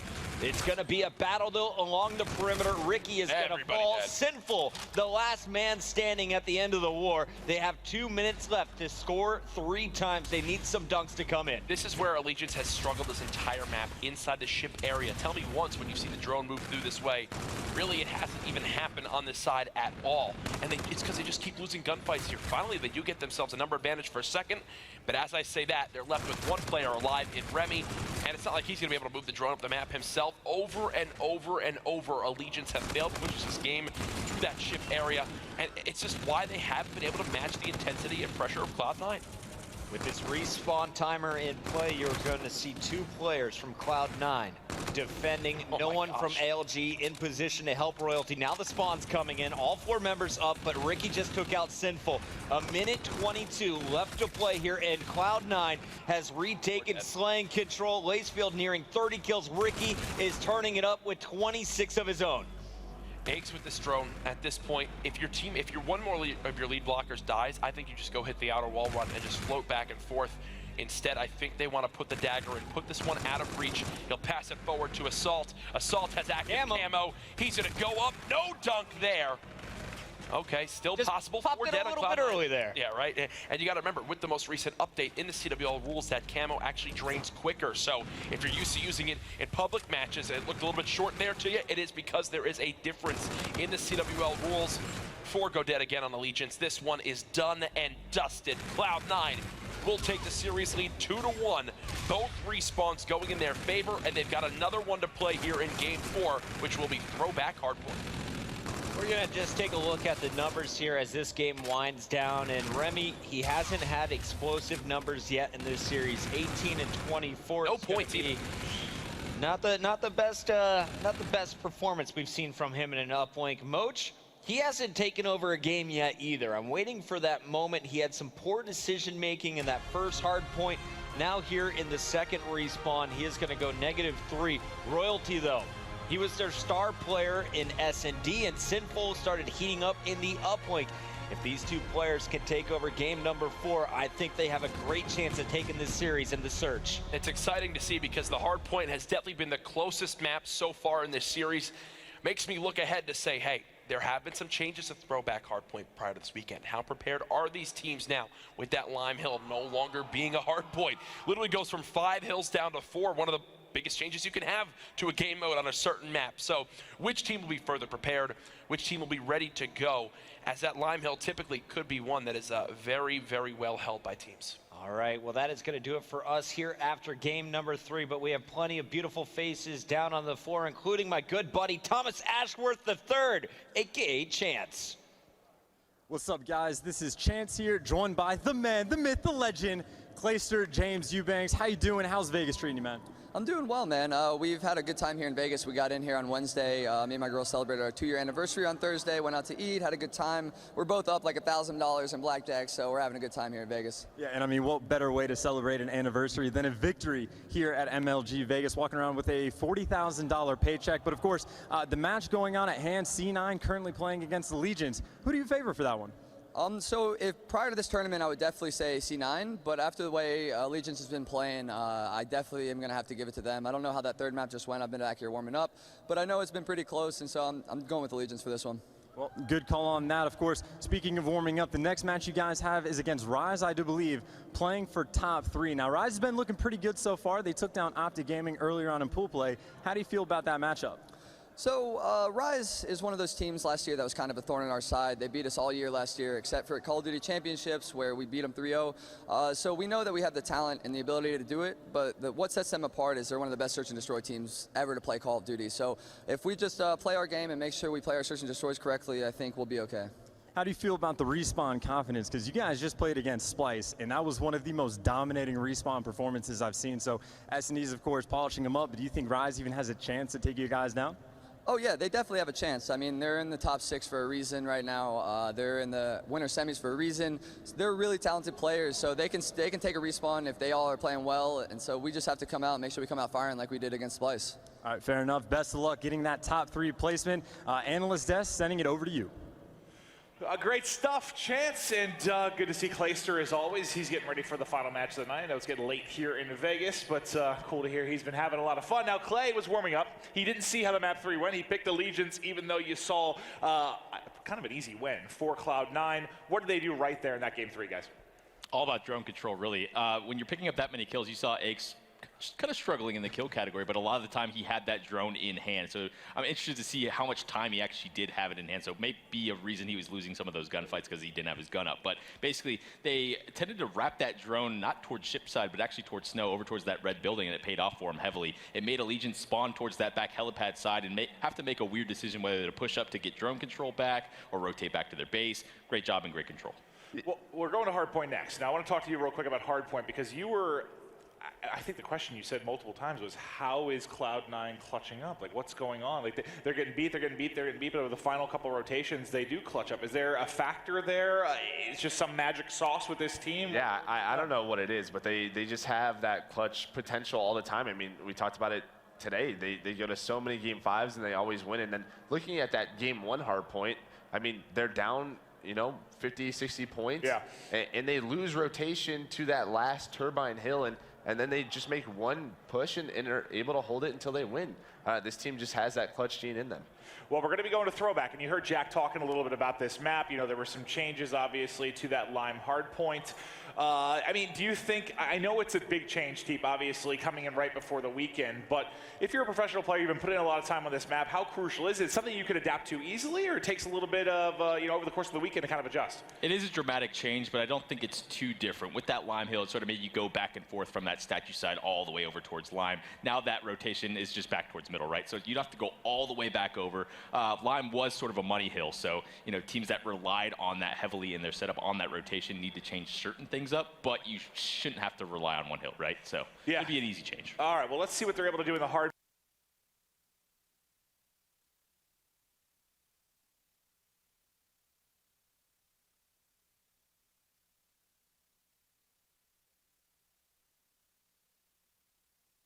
point. Now,